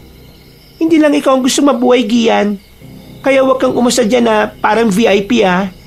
Tulungan mo na lang kami kung anong gagawin natin kinabukasan. Bahala na kayo. Gagawa ko ng sarili kong paraan. Ayoko ng babagal-bagal. Aalis ako ngayong gabi. Tigas talaga ng bungo mo eh, no? Kapag may nangyaring masama sa'yo, hindi ka na naming kargo, ha? Talaga? Tingnan niyo yung isang yun. Parang batang uhugin na nagmamaktol. Naglakad na lamang si Gian paakyat. Nag-impake na ito ng mga gamit. Wala pang 5 minuto, lumabas na ulit ito na dala ang mga kagamitan. Pero hindi pa man ito nakakalabas ng bahay, tumigil na ito sa tapat ng pintuan. Nabitiwan ito ang daladalang malaking bag habang nakatingin sa labas. Oh, akala ko ba aalis ka? Marahang napatras ang lalaking si Gian. Nag-alala sila nang bigla itong matumba. Pagtingin ni Lerilyn sa labas, nakita nilang meron ng mga aswang. 4 na lalaking aswang ang nasa harapan ng kanilang bahay. Kitang-kita ang mga tumutulo nitong laway. Maging ang mga mukha nitong tila inaagnas na. Guys! Oh my God! Higad! Ugat ng libag! There na mga monster oh! Kanya-kanyang kuha na ng tubo si Mark at Philip. Si Lerilyn at Aaron naman ay agad na nagtungo sa likuran nila. Talaga bang parang walang pakialam ang mga tao rito? Parang kahit sumigaw tayo rito walang makakarinig sa atin eh. Kagaya nga na sinabi ni Mang Jojo, takot silang labanan ng mga aswang. Tibayan na lang natin ang kalooban natin. Hindi naman tayo mapapasok ng mga yan eh. Nasa atin ang pangontra ni Mang Jojo. Gian, ano bang ginagawa mo dyan sa tapat ng pinto? Umalis ka na dyan! Pambira! Hindi na yata nakagalaw! Nagmagandang loob na si Mark at tinila si Gian paalis doon. Nang makarating na sila sa likuran ng sofa, saka lang natauhan si Gian. Nanginginig ang kamay nito sa takot. Para bang kakaunti na lang ay mapapaihi na ito sa salwal. Hindi ka man lang nagpalit ng damit, pre. Amoy hukay ka na. Huwag kayo matatakot. Hanggang labas lang naman ang mga yan. Wala ba tayong gagawin? Parang gusto kong hambalusin itong hawak ko eh. Wala. Hahayaan lang natin sila dyan. Hanggat tumatalab ang pangontra, ligtas tayo. Isinarado na lamang nila ang pintuan. Tinakpan na nila ng kurtina ang mga bintana. Halos tumagal din ng 3 oras ang pagtambay na ginawa ng mga aswang. Pero umalis din yon nang sumikat na ang araw. Nabuhayan na sila ng loob nang marinig na ang mga tilaok na manok. Puyat at pagod na pagod ang utak nila sa kakaisip. Hindi sila dinadalaw ng antok. Mas nangingibabaw ang takot sa kanilang kalooban. Bandang 7:00, Mararamdaman na ang pagsisimula ng pista. Bawat bakuran at kabahayan may kanya-kanya ng niluluto. Sila na lamang ang walang ganap. Hindi nila magawang lumabas agad dahil na rin sa pangambang baka inaabangan lang sila ng mga aswang. Meron nga tayong pangontra. Paano itong isang to? Si Gian. Baka mamaya bigla na lang hablutin sa atin to eh. Na mga sandaling yun, tahimik lang si Gian. Bakas na bakas ang trauma sa ekspresyon ng mukha nito. Kahit si Lerilyn na dating buwisit na buwisit sa binata, nakakaramdam na siya ng awa para dito. Maya-maya pa, pagkatapos nilang mag-almusal, pinag-usapan nila ng maigi ang plano na gagawin nila. Pagkatapos, inihanda na rin nila ang kanilang gamit. Wala nang pakialam si Philip kung maiwan niya na ang sasakyan doon. Ang mahalaga na lamang sa binata ay makaalis sila at makauwi ng Maynila ng ligtas. Tuluyan ang naging maingay sa kanilang lugar. Hindi alintana ng mga tao ang mga balibalitang nagbalik ang mga aswang para manguha ng mga tao. Kantahan dito, sayawan doon. Tanghali pa lang, nakakakita na sila ng mga lasing sa daan. Sinamantala ng magkakaibigan na lumabas. Para silang mga pinalayas dahil bitbit na nila lahat ng gamit nila pauwi. Habang naglalakad sa daan, ang dami nilang nakakasalubong. Bawat mapapatingin sa kanila ay sinusuri nila kung yun ba ay mga aswang o hindi. Mag-iingat kayo sa mga didikit sa inyo ha. Baka maagaya kayo sa akin. Gian, huwag kang mahuli, Diyos ko. Baka mamaya bigla ka na namang mawala. Lakad lang sila ng lakad ng mga sandaling yun. Pero wala silang makitang pwedeng maarkilahan ng sasakyan o kahit tricycle man lang. Habang tumatagal na nasa labas sila, pakiramdam ni Lerilyn ay may nakamasid sa kanila. Sinenyasan niya si Philip. Nakuha naman agad ng binata ang nais niyang sabihin. Kaya nang makita nila ang kaliwang kanto, lumiko sila roon. Ang parte na kung saan ay wala ng gaanong tao. Tumigil na muna sila sa eskinita at tumingin-tingin sa paligid. May sumusunod ba sa atin? May dalawang lalaki kanina. Buti na lang nawala na sila. Kung bumalik na lang kaya muna tayo kay Man Jojo. Para kahit na papaano medyo ligtas tayo. Baka makahingi rin tayo ng tulong kay Aling Winnie. Hindi ba madadamay sila? Philip, wala na tayong choice. Kailangan na nating lumapit sa kanila.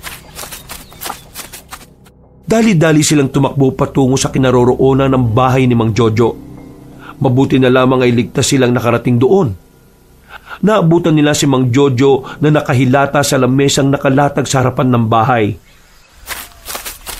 Mang Jojo! Mang Jojo! Bakit nandito pa kayo? Akala ko nakaalis na kayo.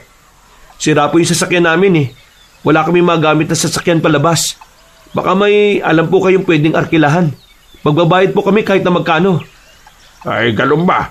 O sige, dito lang muna kayo. Meron akong kaibigan na may truck. Siguradong pwede na kayo ron.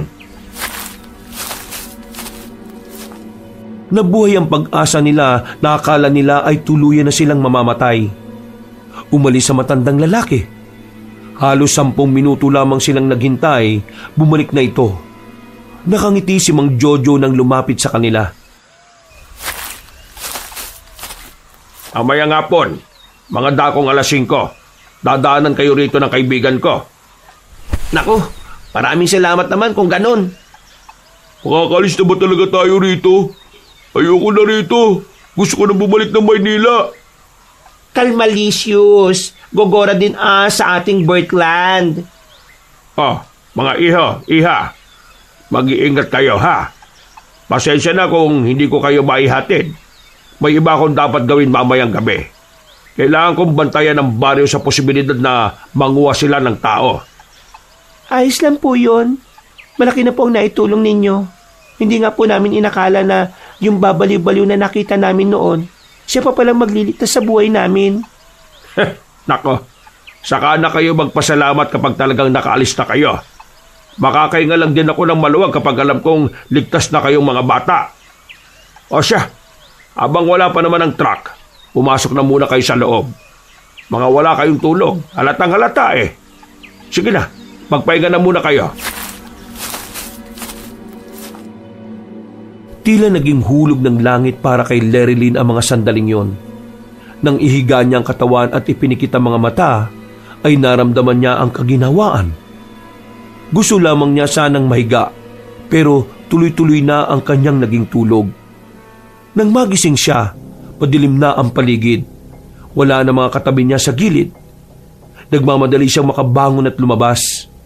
Nakita niya mga kasama niya na nasa bakuran. Pare-parehong problemado at kabado. Anong nangyari? Bakit wala pa yung truck? Nasaan si Mang Jojo? Umalis si Mang Jojo para puntahan yung kaibigan niya. Pero hanggang ngayon hindi pa nakakabalik.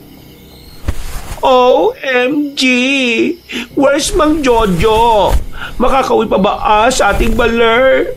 Jiske! I want to go home na! Dito lang kayo. Saan ka naman pupunta? Madilim na ang paligid, Philip. Hahanapin ko si Mang Jojo. Baka kung ano na nangyari sa kanya. Huwag kayong mag-alala. Nasa akin pa yung bigay na pangontra ni Mang Jojo. Hindi ako malalapitan ng mga aswang. Pre, bumalik ka kaagad ha. Kailangan ka namin dito. Tumango na lamang si Philip.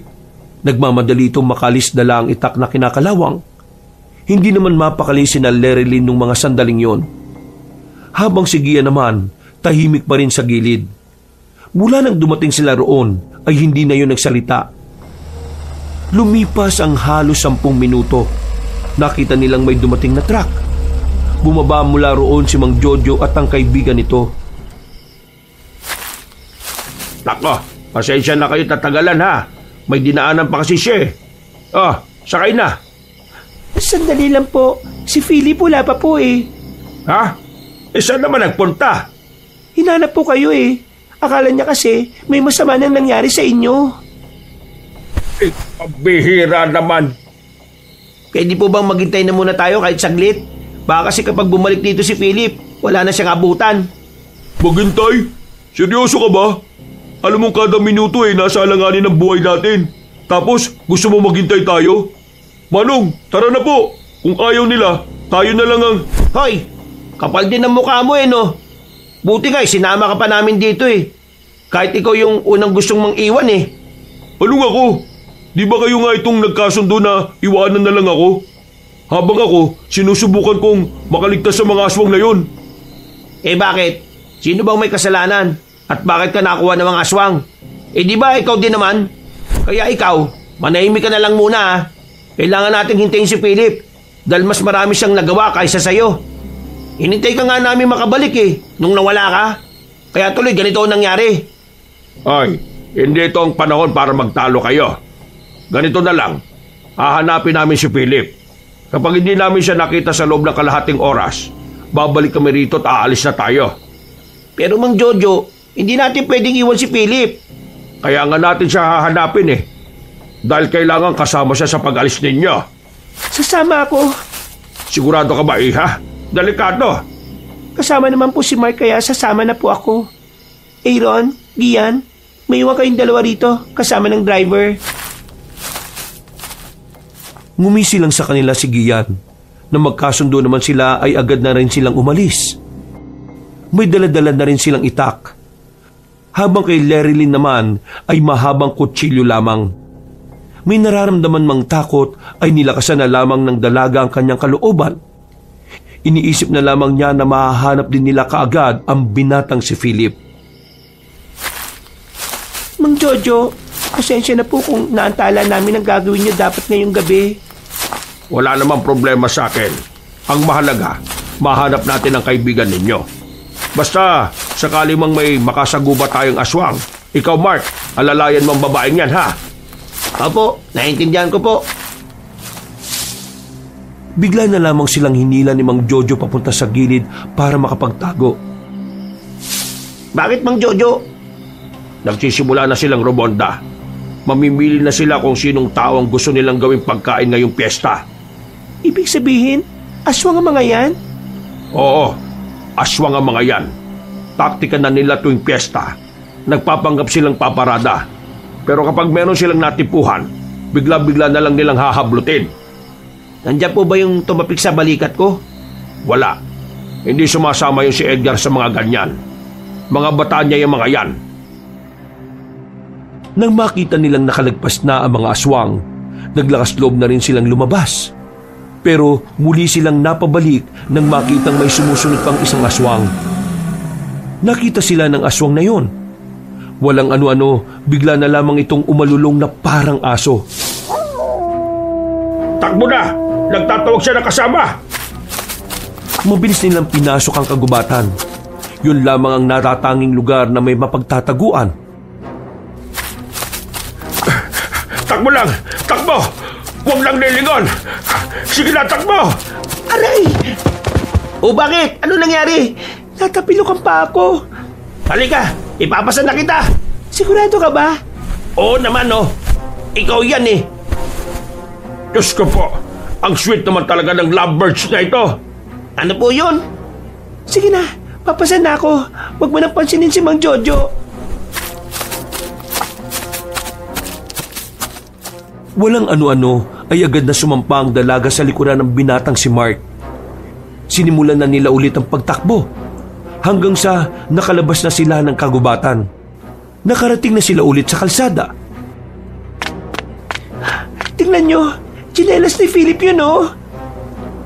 Nakita nila ang kapirasong tsinelas na nasa lapag.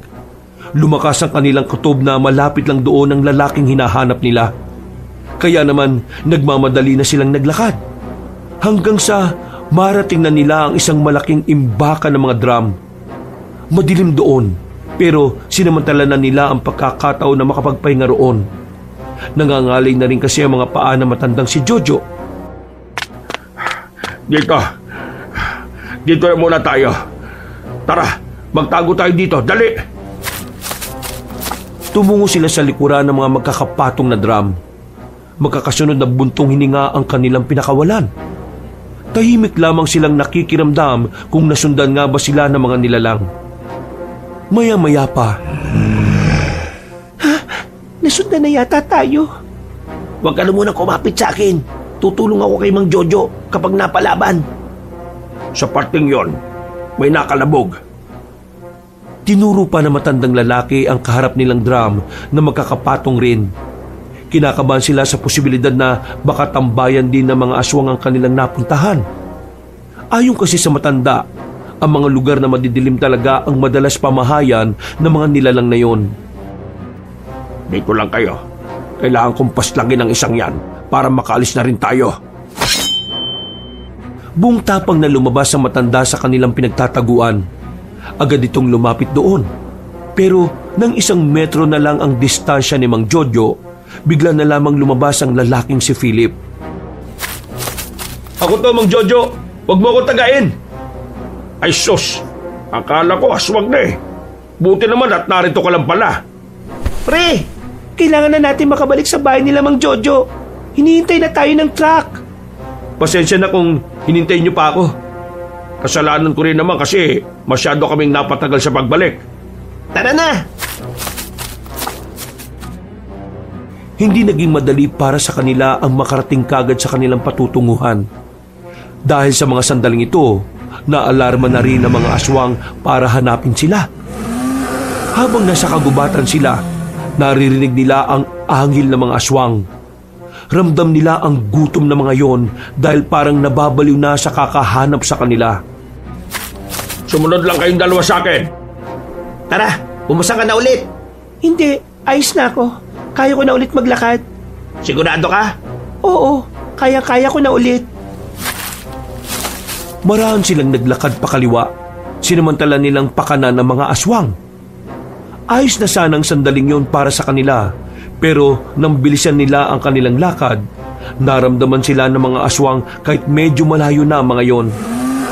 Takbo! Naunang tumakbo si Lerilyn palabas ng kagubatan.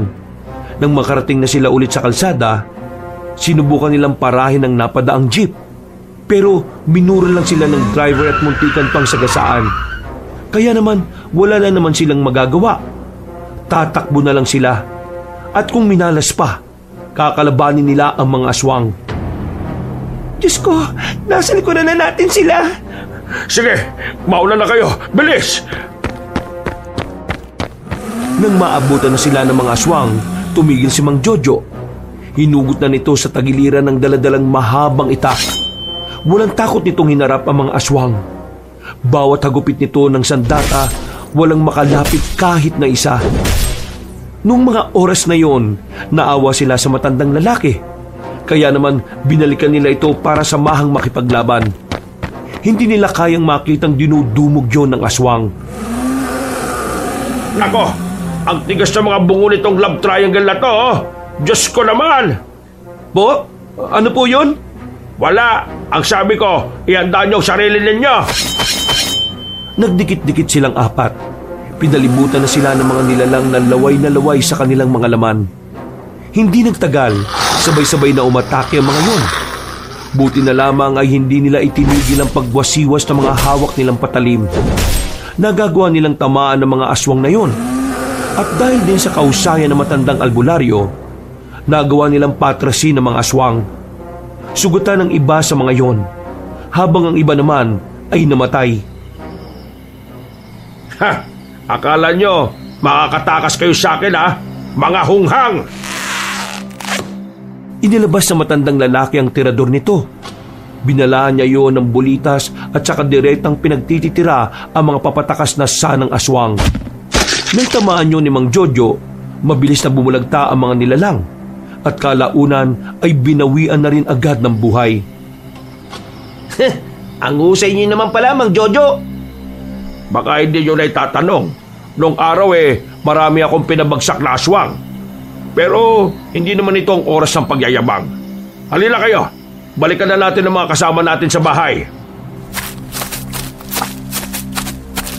Sa mga sumunod na sandali, hindi na sila nakakita pa ng aswang sa daan.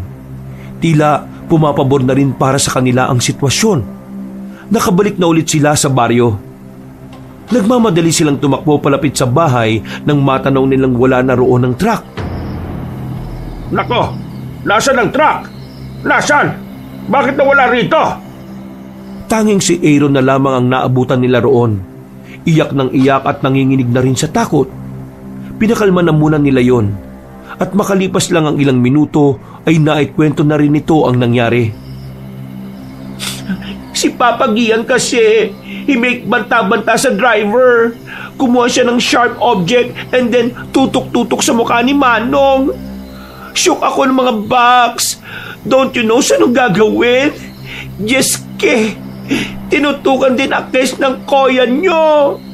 Kaya ang beauty ko, there lang sa side, cry-cry lang. Habang si Papa Gian, ayun, gumora na mag-isa. Tarantado talaga yung taong yun no?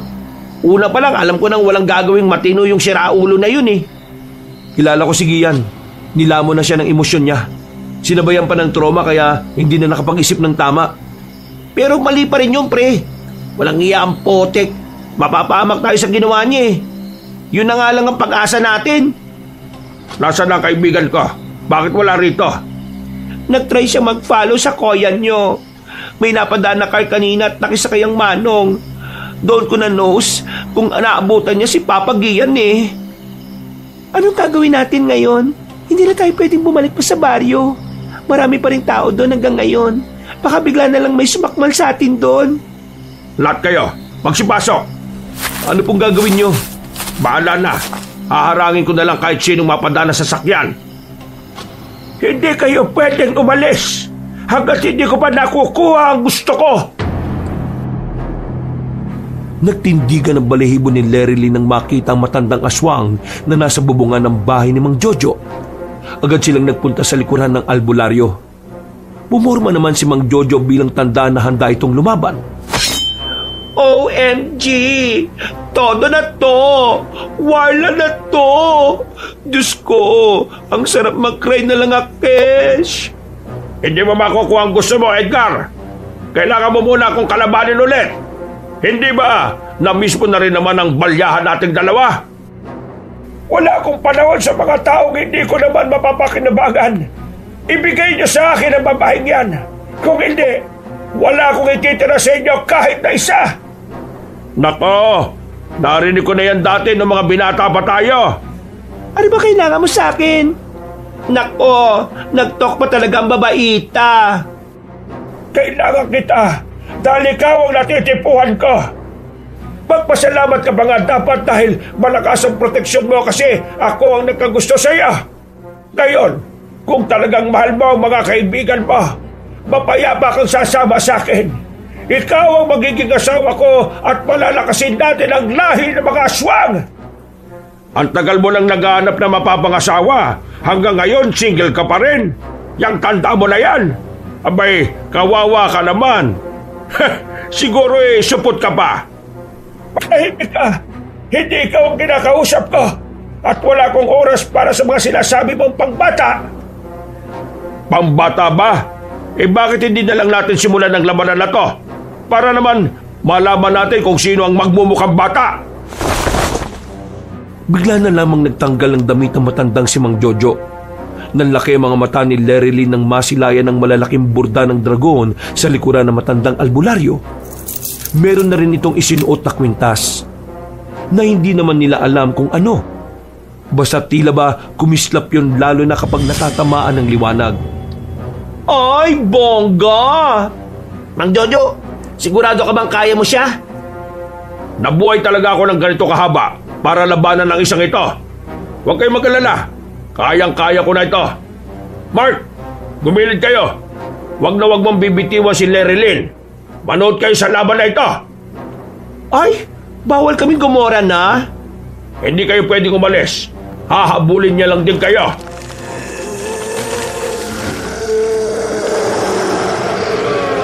Walang choice ang magkakaibigan.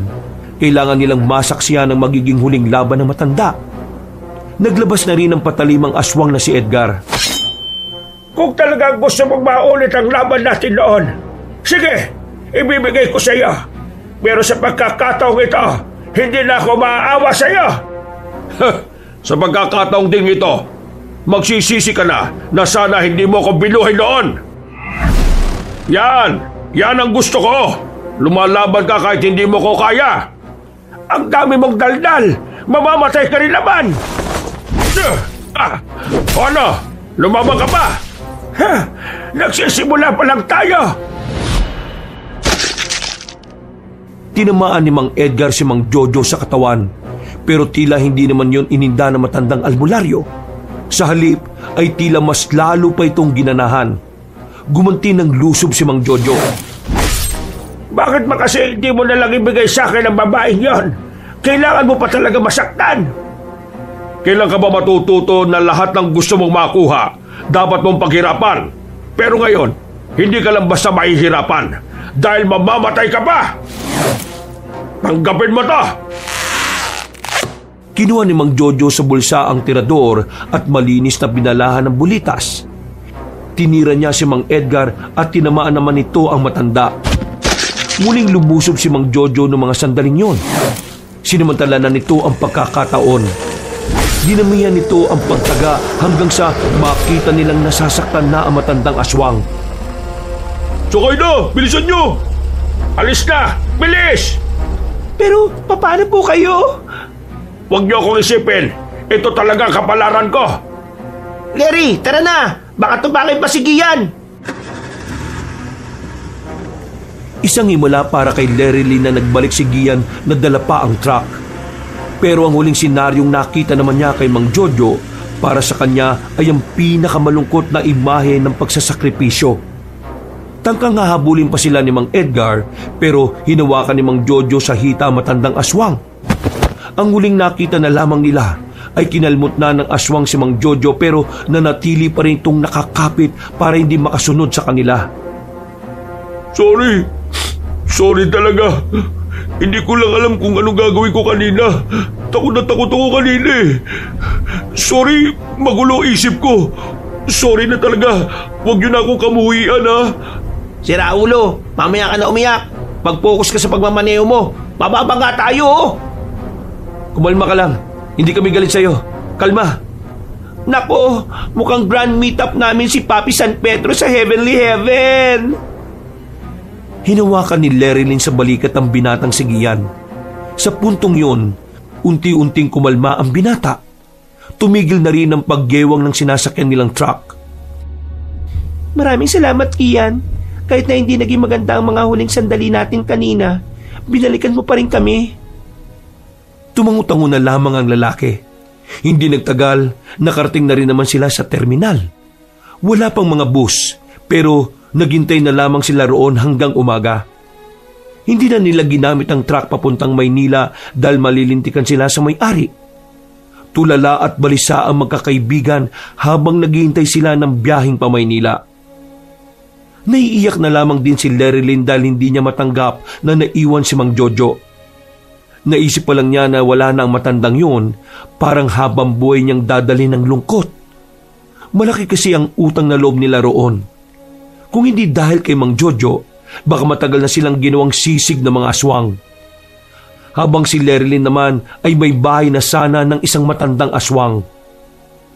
Oh, ayan na ang bus. Sumakay na kagad tayo, dali. Diyos ko, sa wakas, makakauwi na rin. Hays, ang bakasyon na happy-happy lang, naging scary-scary ng malala at bongga. Namamagaan na yung paa mo. Aalalayan na kita. Maraming salamat. Isang linggo matapos ang madugong pagbabakasyon nila sa probinsyang yon, hindi sila tumigil na kumontak kay Aling Winnie. Gusto kasi nilang malaman kung ano ba talaga ang nangyari kay Mang Jojo. Bumabagabag pa rin kasi sa kanila ang muling sandali na nakita nila ito. Nakausap ko na si Aling Winnie. Napatayo ang magkakaibigan habang nasa sala sila ng bahay ni Gian. Kabadong-kabado sila sa kung ano man ang sasabihin sa kanila ni Philip. Huminga ng muna ng malalim si Lerilyn para ihanda ang kanyang sarili. Anong balita, pre? Sabi ni Aling Winnie, natalo daw ni Mang Jojo yung pinuno ng mga aswang. Tapos, yung mga aswang naman daw, naduwag at nagsitakbuhan nang malaman na wala na ang pinuno nila. Nagpapagaling na lang ngayon si Mang Jojo sa ospital. Napaupo sila ulit sa sofa at napasandal. Nakahinga na rin sila ng maluwag. Gumaan na rin ang kanilang pakiramdam. Nagbukas na lamang sila ng alak para ipagdiwang ang panalo nila. Ang malamang nasa maayos na kalagayan lang ang taong nagligtas sa kanila, yun na ang kanilang tagumpay. Sa mga sumunod na araw, tuluyan na ngang napaamin si Mark ng nararamdaman nito kay Lerilyn. Nag-umpisa na rin itong manligaw at pumayag naman ng dalaga. Para kasi sa babae, hindi naman talaga mahirap mahalin ang kagaya ni Mark. Wala siyang masabi rito. Dahil sa lahat ng panganib na pinagdaanan niya, naroon ang binata para alalayan siya. Samantala, umamin din kay Lerilyn si Philip, pero nagparaya na ito para kay Mark. Tanggap ni Philip na hanggang kaibigan na lang talaga ang kayang ibigay ng dalaga para sa kanya. Ngunit, ganoon pa man, wala namang nagbago sa pakikitungo nila sa isa't isa. Magkakasama pa rin sila at magkakaibigan kahit nasa ibang trabaho na. Napapailing na lamang at natatawa si Lerilyn dahil kapag naalala niya ang mga nangyari, hindi pa rin siya makapaniwala na magagawa nilang makabalik ng buhay. Sa ngayon, patuloy ang pakikipag-contact nila kay Mang Jojo. Tinulungan nila yon sa mga gastusin sa ospital. At sa mga sumunod pang taon, tila naging parte na rin ito ng tinuturing nilang pamilya. Ang pamilya na kahit hindi sila makakadugo, ay matibay ang tiwala at pagmamahal sa isa't isa. Wakas,